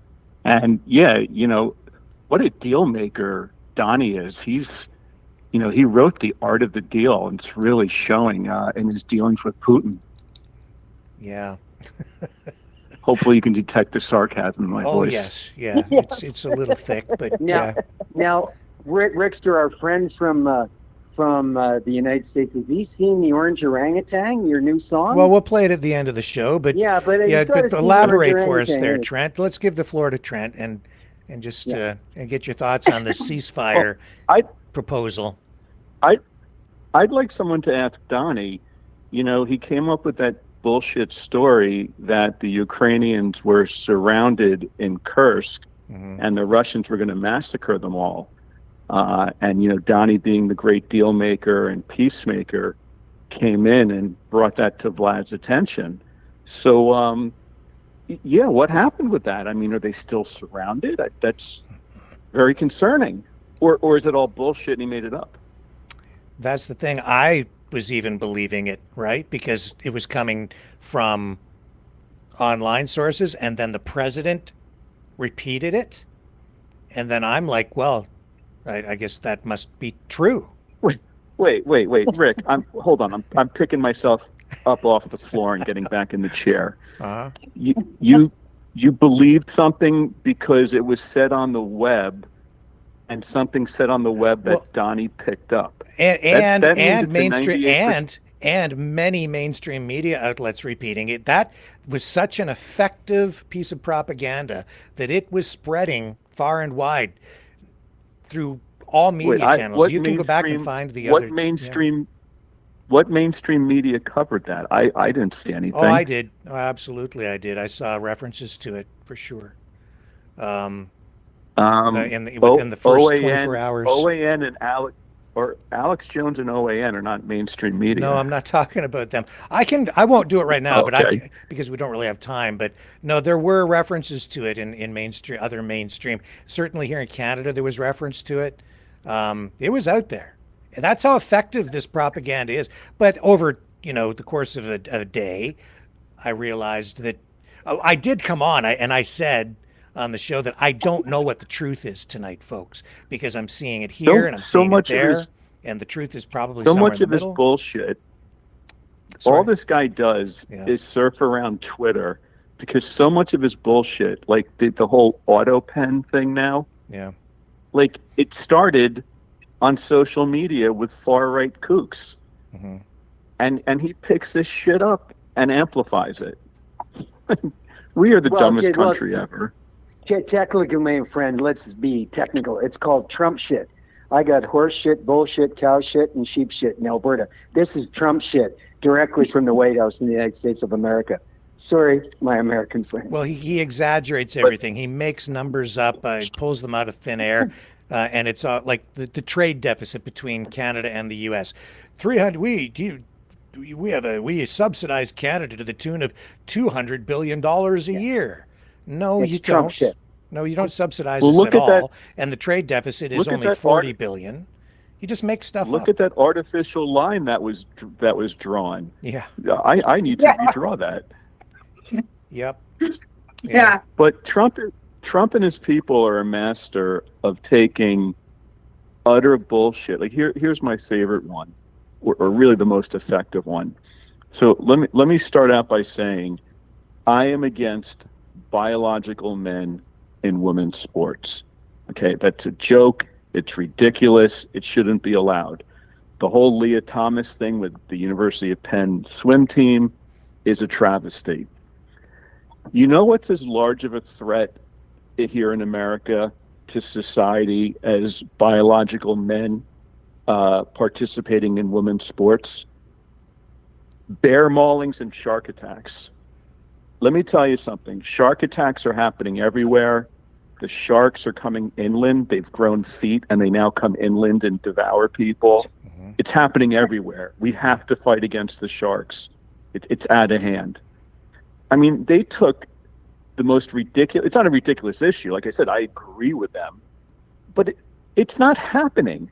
I officiate NCAA soccer. I've been an NCAA soccer referee for 25 years. Mostly Division I, but, some D2 and D3. In the 10 trillion games I've done, do you know how many biological men I've seen in women's games? 0. Ding, ding, ding, ding, ding. It's not a thing. Yet, But what they it's weird though, They Trent, took is- shark. They took shark attacks and made it into the number one issue in the campaign. We are the stupidest country. But what's weird is why is it the guys that can't compete against guys because they can't want to be in the women's sports, but you don't see women wanting to go in the guys' teams. But guys, Trent from New Jersey, if you've got a dick, you're not a chick. If you have a dick, you're not a chick. I'm sorry. You shouldn't be playing on women's anything. I agree, but like the Leah Thomas thing, okay, I have a better chance of getting hit by lightning or being devoured by a shark as I do of seeing biological men participating in women's sports. And people go, oh, well, what about the Olympics? The Algerian boxer, the Olympics. Okay, there's another case. We're a world of 6 billion people. The U.S. has 330 million people. Yes, it's going to happen a handful of times. It doesn't mean it's a problem and that it's happening everywhere. Yet Trump was able to convince people that this was the biggest threat to society. Right. It's a culture issue. It's a hot button issue that he can score points with and get votes because it's emotional for people. And it appeals to the dark side and and people's prejudice and bigotry too, right? So you can tap into that. Yeah. Right. But even if you're, like I said, even if you're you hate trans people, they're devils, they should all be executed. Like, I mean, I don't think that, but even if you do, Yeah, I don't don't these either. people I don't have the believe that. whereabouts to, huh? I don't believe that either, Trent, from the U.S. You know, we got our new Prime Minister, Mark Carney, and his alleged daughter, allegedly, on True North and Juno, was a girl and transitioned to be a boy at the Tavistock Clinic in the U.K. Yeah, but you know what, John? Here's my response to that. So? Well, yeah, I me know. too. I love everybody. I don't care what you want to do behind private closed doors. Really, after you told me that earlier today, I went and I looked at the report, and it's like, well, what's the issue? Like, did he do something illegal? Did his child do something illegal who's now an adult? No. Like, what? So what? He's got a transgender. Yeah, but don't you know here in the U.S., you know, little Johnny, mom gives him a kiss and he leaves for school. Goodbye, Johnny. Have a good day at school. And then later that day, Johnny comes home as Jennifer. They've changed his sex. Exactly, Trent. Exactly my point. From Mark Carney's daughter to son. Yeah, exactly. Tavistock Clinic. Exactly. Thank you. I'm beating the dead horse, but we are the stupidest country in the world. We are so dumb. Who would believe this bullshit? Because he has a good way of putting it in people's minds so that he's the good guy. Yeah, like just the whole Carney transgender daughter thing. I don't know, John. Like daughter to a son. I don't know. Or whatever. Like I don't care, and that's their business. But was she an adult? Yeah, she's an adult. That's the thing. And if she was an adult, that's her choice. And I don't know, I don't know the particulars of it, but if he's done something illegal, it's a cultural issue, I guess. It's like, oh my God, this politician has a gay son. Well, I can't vote for that guy then. And they've tried to do the same thing with Poilievre, the conservative leader, coming back the other, not even really from the liberal side, but I think from, the more even further right political people. They've tried to target Poilievre because his parents or something. What was it? His dad, I think, was, I don't know. His parents split up and they're saying that his dad was gay. I don't care. But they none of make issues out of this. But you know who cares? That state, you know who cares? That state, I don't know his name, that state senator in Minnesota. Did you read about that guy today? No. No, what's his name there, Trent? I don't know the name. I'd have to look it up, but he's a state senator. So not at the national level, but at, Is he Republican Minnesota. or Democrat? Is he Republican or Dem? Republican. Oh, okay. And he sponsored a bill in Minnesota saying that TDS, Trump derangement syndrome, which anyone who has any integrity and intelligence should have TDS. If you don't have TDS, it's because you lack all morals and values and character. But they're labeling that as a mental illness. Yes, right? that's what he's pushing for. Yeah, yes, that's what he's trying. That's what he's pushing. But but you know what happened to that gentleman today? No. He got his Tesla firebombed. No, even worse. He got caught up in a sting. He got caught up in a sting for soliciting a child for sex. Oh, you gotta be kidding. I just found this. The guy's name is Senator Justin Eichhorn. Oh, and he was arrested. MAGA family values. Yes, there you go. Here, I'll bring it up so people can see this. Wow. Yeah, that's look over Holy there. smokes. Don't look over here, right? This is just so typical. Married, 4 kids. Oh. He should go the Musk route where you have 27 13? kids from 9 different women. That's much better. Yeah, here it is. Minnesota TDS bill sponsor arrested for allegedly soliciting a teen. Oh. This is Senator Justin Eichhorn, charged with soliciting a minor for prostitution.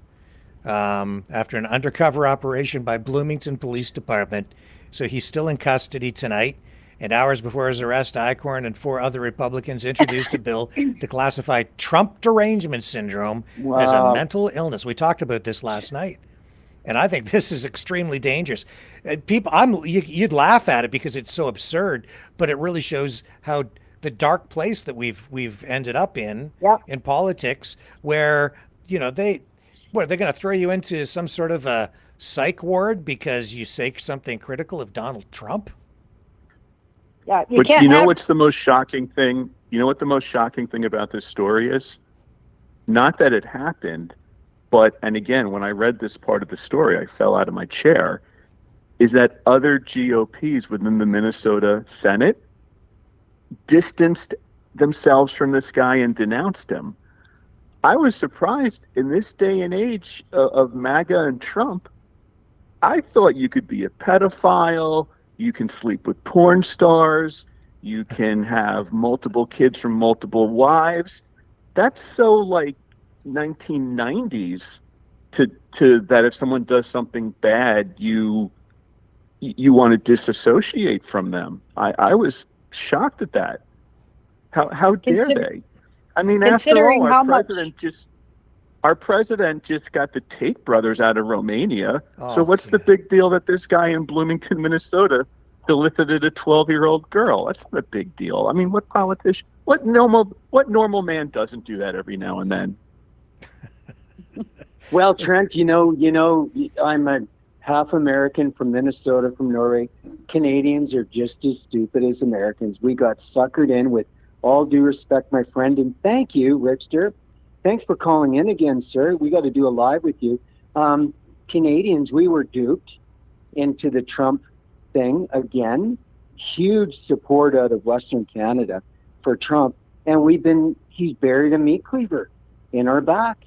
It's not just, and I got to back up. You're far from dumb Americans. I'm part American. You're the most beautiful, wonderful people in the world. But Canadians, like Rickster, we got duped too. We got duped. We got suckered and sold a bill of good, and sitting in church got a meat cleaver buried in our back by Donald J. Trump. Be careful but we were not duped by Trump. I mean, some people may say that, but Trump tells us every day what a piece of shit he is. He ran a campaign. I'm the biggest piece of shit around. Like, he didn't hide it. The only thing he ever tried to distance himself from, which was of complete farce, was Project 2025. I know nothing about it. That's true. Even though like 200 people that worked for me now work for Project 2025, I know nothing about it. But other than that, he told us what he wanted to do. None of this is, he was going to decimate the deep state, i.e., destroy the federal government. Mm-hmm. He's doing a good job at that. He is. So much so I kind of view this as a form of democratic coup. Yeah. And then the funny thing is on a side note, I call MAGA radio shows and completely bust their balls, and I'm a complete prick to them and try to embarrass them and whatever. If anyone's interested, my YouTube channel is The Seminar Caller, and I've got lots of videos on there of me calling these clowns. And like one guy today I called, and I concocted this fake story about a Social Security office that's supposed to have 500 employees, and that they devised a system that only one person would come in a day and sign the other 499 in. And I said to the host, "Did you hear about that?" I'm completely making this story up. And he goes, "Yes, I did. That's an outrage." He totally goes along with it. And I kept letting him dig his hole deeper and deeper. And then I finally said to him, "Oh, by the way, I made up that whole story, and it really is quite pathetic how it doesn't matter how absurd of a story it is, you idiots will believe it. if it fits your narrative. He was not happy. But anyway, you can see those on my YouTube channel on the Seminar Caller. Okay. But anyway, what I wanted to say with DOGE and what they're doing, these people are so dumb. If you question DOGE, well, what are you for, waste and government bloat? Are you for billions of dollars being wasted? It's your money too. And it's like, are you guys so stupid? Nobody is for those things. Anyone criticizing Musk and DOGE is not like, wait a sec, I want waste. I want the country burning my cash. Of course. No one wants that.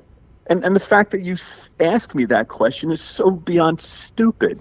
Why can't you clowns wrap around your head the fact that Musk, with the help of a bunch of 20-year-old computer hackers, are going into the federal government with flamethrowers, just trashing the place? Like, it needs to be done with a scalpel. Are you spoofing us now tonight, calling and show you're being truthful, or are you spoofing us too? No, I'm being truthful. It's only the MAGA shows that I totally bust their chops and break their balls and try to do my best to embarrass them. We used to be MAGA, so. Well, kind of. Is this your channel here, Trent, that I have up on the screen, if you can see that? Oh, yeah, that's it. There you go. So there you go. So anybody who wants to go over there, you can subscribe to Trent's YouTube channel over there, the Seminar Caller. Yeah, Seb Gorka, if anyone knows who Seb Gorka is, he's now he was part of the first Trump administration. He's now part of this. He's like the national security advisor or something. Yeah. I used to call his show and totally embarrass him. Someone from his team contacted YouTube a year or two ago and complained of copyright violation, which I'm sure it is. And so I got slapped on the wrist by YouTube, and I think they now kind of shadow ban my channel. But whatever, I still have fun with it. But if you like seeing these clowns get embarrassed, that's what I do there. So Trent from Rimby, Alberta, what do you think about Elon Musk today, SpaceX and the DOGE? Like, it was Elon Musk today, and bless God that got those. What do you think about the SpaceX landing today, my friend? I don't know much about it, but okay, that's great. Yeah, No, it's a fair question. It's just a fair question, sir. So. Yeah, no, it's fine. I mean, hey. Like, I'm not saying, look, Musk is obviously a bright guy. I don't think as bright and as brilliant as people make him out to be. He is America's biggest corporate welfare queen. Most Americans are completely oblivious to that. Mm-hmm. What do you mean by that? I love that comment. He's a welfare queen. They say Tesla and SpaceX, without the help of the U.S. government back in the day, would never have survived. That's true. Now, I'm fine with the government helping innovative companies like SpaceX and Tesla. But the fact that guy who is sucked on the teat of the federal government for years and years and years, and still is, he's getting $8 million a day from the government in different contracts. So the fact that this guy is now going through the federal government with a flamethrower to make sure that other companies can't benefit like he did is a bit rich, if you ask me. Absolutely. Yeah. But most Americans are oblivious. Most MAGA people are like, he's a genius. Oh, look at little X. He's so cute. Oh, isn't that wonderful? We're so stupid. Of course, they're oblivious to the fact that he's got like 20 kids from 8 different mothers, but oh, look at him, what a great father with his son. Isn't that wonderful? Yeah. But what about the other kids that he totally ignores? He only drags that one around with him. Well, that's because he's still small enough that he can put him on his shoulders and use him as a human shield. Oh, right. That's his token to get in the White House. Yeah. Well, you don't think Trent, you're a good father? Trent, my friend from New Jersey. We just found your new co-host there, Rickster. We just found your new co-host. Well, I'd love to have Trent on as a guest to appear on the show with us. That would be fantastic. Absolutely. Would you like to do Big that Canadian someday, Trent? welcome. I'm sorry, to do what? Come on the show as a guest? Yeah, just to come on and whatever, it's a relevant subject and just appear on the show. No, I'll call it. I've called in before. Yeah. So what I do is I go on Rumble, and I have fun trolling these shows. So like your guys' show is normal, but you're the exception to the rule on Rumble. 98% of the shows are despicable, ridiculous MAGA shows. So I call into some of them. I go on their on the chat room thing, and I start just blasting Trump and putting stuff there at it. It's like taking a stick to a hornet's nest and hitting it a bunch of times, and you see what happens. But Trent, Rick is inviting you on a live feed on a Zoom call. Yeah. That's different than calling in a live feed on a Zoom call to be a co-host. Yeah, I'd love to have you on just to co-host one night for a subject or something. But I'll put my number up on the screen there, or whatever, or just message me. We'll get connected and do something a little more substantial. Yeah, I'm just warning you. I'm 56 going on 6, but if you're okay with that. Well, I'm right there with you. You're going to catch up to me soon. I'm 60. I'm going to be 73, but I haven't got past 16, so we're all good. I think we have a couple of new callers, at least one new person on the line. Who's there? It's Alicia. Your good old breathing fire dragon. Oh, well, welcome both of you. Go ahead, Alicia. I thought I'd call in because nobody's mentioning about the JFK files. Yeah. And I'm one of those ones that I don't care how many files they let out. They're only, I don't believe any of them. They might be what they want to be let out, but that's what it was. I still believe the government killed JFK, and there's no such a thing as a magic bullet, and he was shot from the front because his head snapped back, and I won't believe anything else. Okay. Is there somebody else new on the line with us? Somebody departed. Yeah, good old dragon. Dragon, go ahead. Well, I was wondering what was your opinion on what Levitt said earlier about we should thank her or the American because if it wouldn't be from them, we would be probably speaking German nowadays. Well, that was the reference to France asking for the Statue of Liberty back. And she said that they're not going to give the Statue of Liberty back to France. That was a member of the European Parliament, French, and I can't remember the gentleman's name, but she says, no, we're not giving the Statue of Liberty back. If it wasn't for the United States, the people in France would be speaking German today. What's my reaction? I don't know if my reaction to that matters that much. It's just, I think that the bigger takeaway from that is that what Trump is doing and what his administration is doing is alienating the entire world, and it's a shame and a tragedy when an ally like France is asking for the Statue of Liberty back. That's the bigger takeaway. So But again, the American, like the MAGA bunch, especially, they're the only ones that went into World War II, right?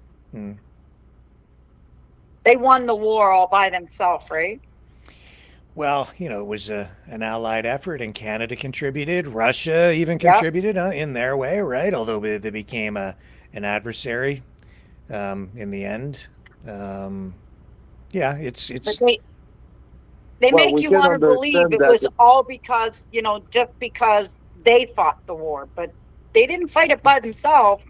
That's very true. And they didn't join till after Pearl Harbor was bombed.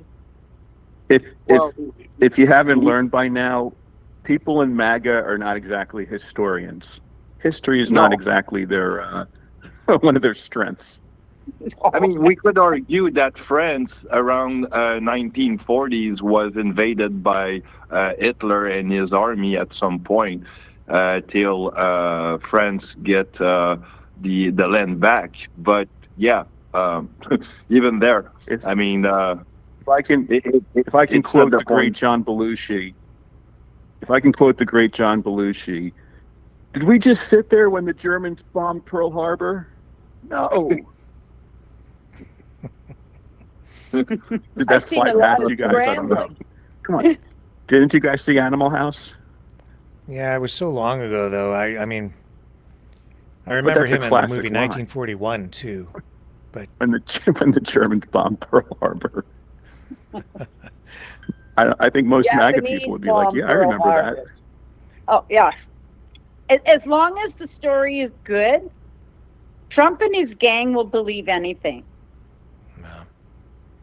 You know.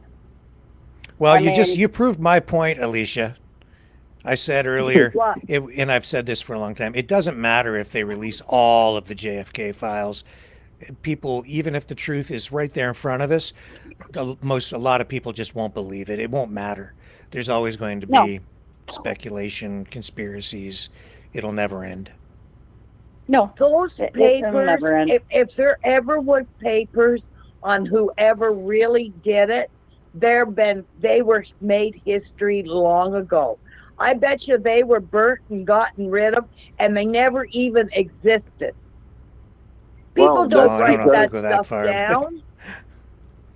You know what? Rick will tell you, and he will probably give you the proof of it. And basically, it's what you call media manipulation through priming and framing that basically gives you a cognitive bias or a cognitive, basically a cognitive dissidence or dissonance. There we go. I got the right word. I don't know what you're talking about, Dragon. Me either, Dragon. I don't know what you meant by that, but it sounded pretty good, so I'll just go with it. Well, it's okay. Cognitive dissonance basically is like... I know what it is. It's just, I kind of get it, but, okay. Yeah. Bottom line is, it's just what I just said.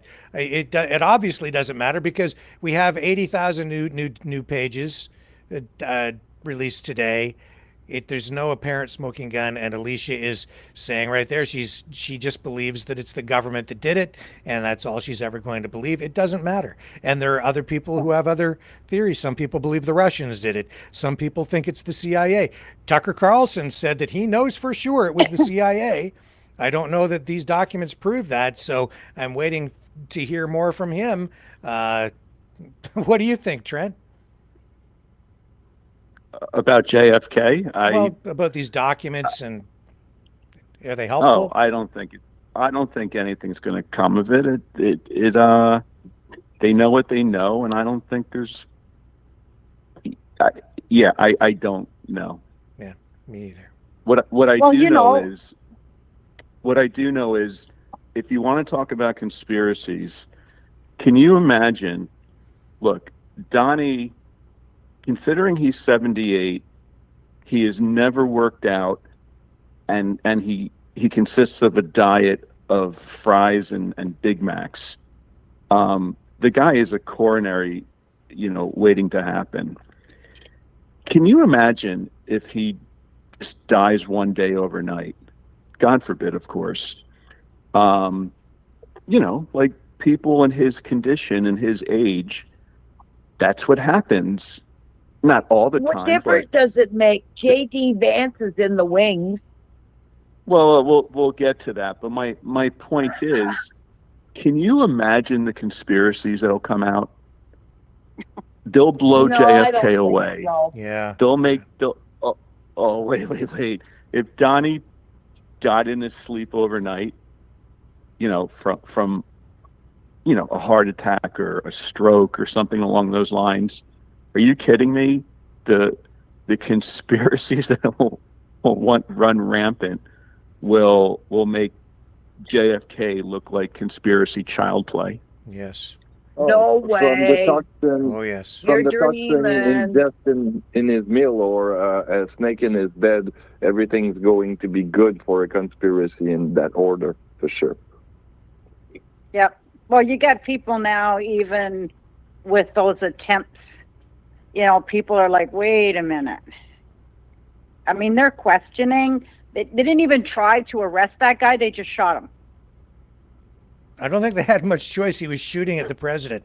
So, Yeah. they needed to do something quickly. I don't think they had time to do anything else other than that. So they shot What, him. Lee Harvey Oswald?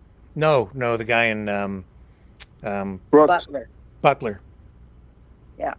But okay, I the got it. conspiracy theories have already started around that, right? Oh, immediately. So Well, yeah, because they didn't even do an autopsy and they cremated them within a day or two. Yep. I do have to, like, I am not a conspiracy theorist whatsoever, but I do have to acknowledge that with the Butler shooting and then with that guy in Florida that they caught in the bushes or whatever, it has been surprising or concerning how little information has come out about each of them. Again, I'm not saying there's a cover-up. I'm not saying it was the deep state, or but I am surprised. Like, okay, this loner kid in Butler, with no social life. how do we not? How have we not heard from the parents at some point, or the next door neighbor, or I have been a bit surprised that there's not more info out there. And same with the guy in the bushes in Florida. The guy in the bushes in Florida, he was supposed to get away, but for that woman that followed him, that put a fly in their ointment. But still, like Trent says, you think there would be more investigation and more info coming out. I mean, Donald You as think the so? president? Yep. So there Hush, you hush. go again. It's the government. The Democrats were behind it. Maybe. You're saying that tongue in cheek, or you believe that? I believe that. Oh yeah, the come on, Democrats dude. wanted him killed. There's no question about Right. that. Right. The Democrats wanted to assassinate Trump, so they hired some 19-year-old loser with acne and glasses, and said, "Yeah, go up on that roof." It makes perfect sense. I see why you would think that. But the kid didn't actually. Sure, the kid shot, but the other 8 shots came from directly behind the kid. What? Right, in the trees, and no one saw that guy jump out of the apparently trees afterwards. there was another building behind that building, and you couldn't really see it, but that's what they said, that there were shots that went over the kid. And it didn't dawn upon anyone to go look at that other building, or no one noticed anything. Come on, give me a break. No, look at the water tower. Yeah, What about people are CIA saying or that there were something shots fired guarding from the the water water tower. I know. It's just What here we about the go. Here we grassy- go. was there- We're going down the rabbit Was holes. there a grassy? Yeah. Was there a grassy knoll in Butler? Not that I know of. I think Well, that, I don't think the believe bottom in line shooter- is with these shooter. incidents, you're dealing with people who have mental health issues, largely created by, or at least amplified by, spending way too much time online and being subjected to videos, information that radicalizes them But it's not- sometimes, or just But it's skews- not the guns. It's not, No, because it's we not all the know gun. that. Hmm. We all know No. that people kill people. Guns don't kill people. If that kid couldn't have gotten that gun, I'm telling you, he would have taken a butter knife and tried to assassinate Trump. Right, yeah. Yeah. That guy, that's why, I don't own any guns, and I don't need any guns. I don't want any guns. I don't understand people's fascination with guns. I'm kind of with you. Well, Trey. we're not just a stupid country, we're a sick country. Yeah. Too many guns. Yeah, I don't own a gun. I don't get it. I mean, if someone has, a pistol for personal protection, okay, I not my thing, but I don't look at that person like they're crazy. I mean, but these people that have and go nuts that they need these semi-automatic weapons and they need 58 of them and they need bump stocks and this bullet and that bullet and all. But no, it's video games. It's not the gun. It's mental health. Mm-hmm. Yeah. So Well, it it's like can't I be said that. before, you have all these video games and these kids locked down for 2-3 years, and they're playing these war games. And so Clearly real war Clearly, is nothing to them. Clearly, video games don't help the issue. But No. if kids play video games for 10 straight years, but don't have access to guns, really hard to kill a lot of people with a butter knife or a hammer. Yes. No, I don't mean they're going to go like out and purposely get a gun, but I think what it does is it numbs them to the reality of what those video games are actually putting into their brain. Yeah, like absolutely. when I grew up, TV was imagination. You looked at it, the guy got shot, next week he's on another show. But these kids can't break reality from fantasy. Drones. Drones We're around going the into all world. sorts of other issues, but at the end of the day, it's the ease of access of guns in this country. And gee, I can't believe it. In most modern Western countries, they have nowhere near the gun violence we do. And oh, by the way, it's really, really hard to get a gun in those countries. But clearly, it's not associated. It's something else here. They don't have the same video games we do. Well, guys, the clock is ticking, so let's go around the clock here, and we'll just get some final comments from everybody tonight. We'll start. I'm going to jump off because I got to get to something. But nice chatting with all you guys. Thank you very much, Trent. I always appreciate you calling in. Good night, Trent. Yeah, great to talk to you. Check out my YouTube channel. Let me know what you think of my hijinks. Yeah. I will do. I will. Thank you, Trent. Excellent. Okay, thanks. All right, Look take forward care. to you calling in again. Bye. Okay. Sounds good. Thanks. And we'll start Bye. with you then, Dragon, for your final thoughts tonight. Well, it was a beautiful, a perfect call. I love it. You guys are amazing, but just be careful. Don't end up like too much smushed by those, YouTubers and whatnot. I mean, it's fake news, so be careful. Have a good one, guys. right, And don't thanks. ingest bad things. Okay, Alicia, your turn. I got nothing to say. Well, that's short I and phoned sweet. in to say about JFK and Yeah.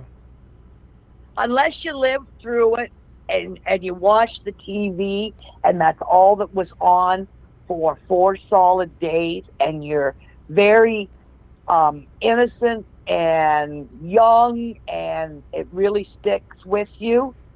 And I believe that the government did it.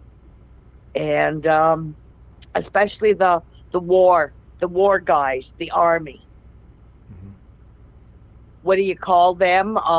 That were pissed off about because he wouldn't go into Cuba and he didn't want nothing and he was pulling out of Vietnam and stuff.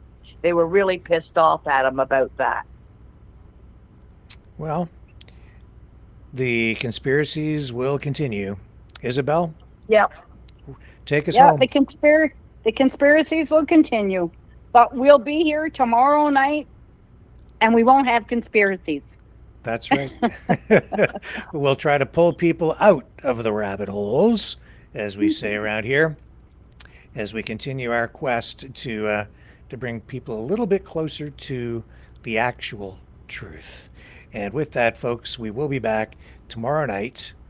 And I'm going to leave you with Orange Orangutan Man, which is what John was hoping for. And Trent maybe hasn't seen it. And if you haven't seen it, well, you'll see it for the first time tonight. Maverick and the News Brothers with Orange Orangutan Man, 7 p.m. Eastern tomorrow night, Love all you guys, and we'll see you all. I'll leave it to my On co-host the here. flip side. That's right. Night. See you then. Good night, all.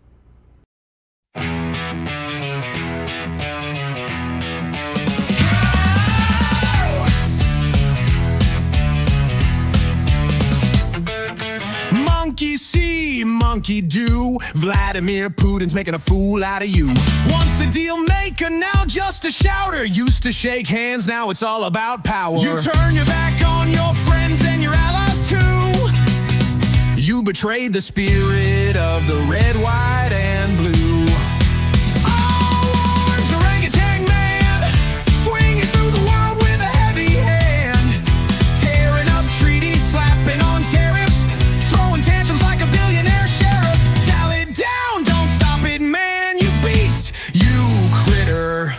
Orange orangutan man.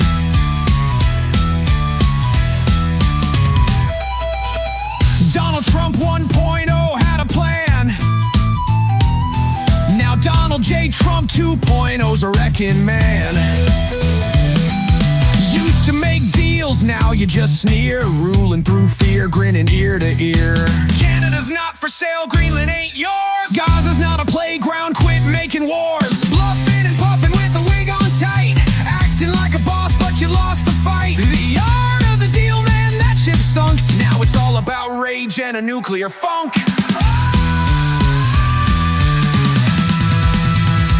Orange orangutan man, swinging through the world with a heavy hand.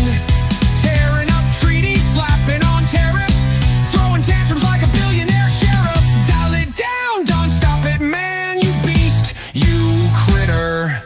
Orange orangutan man. You're fired. No, you're just bananas.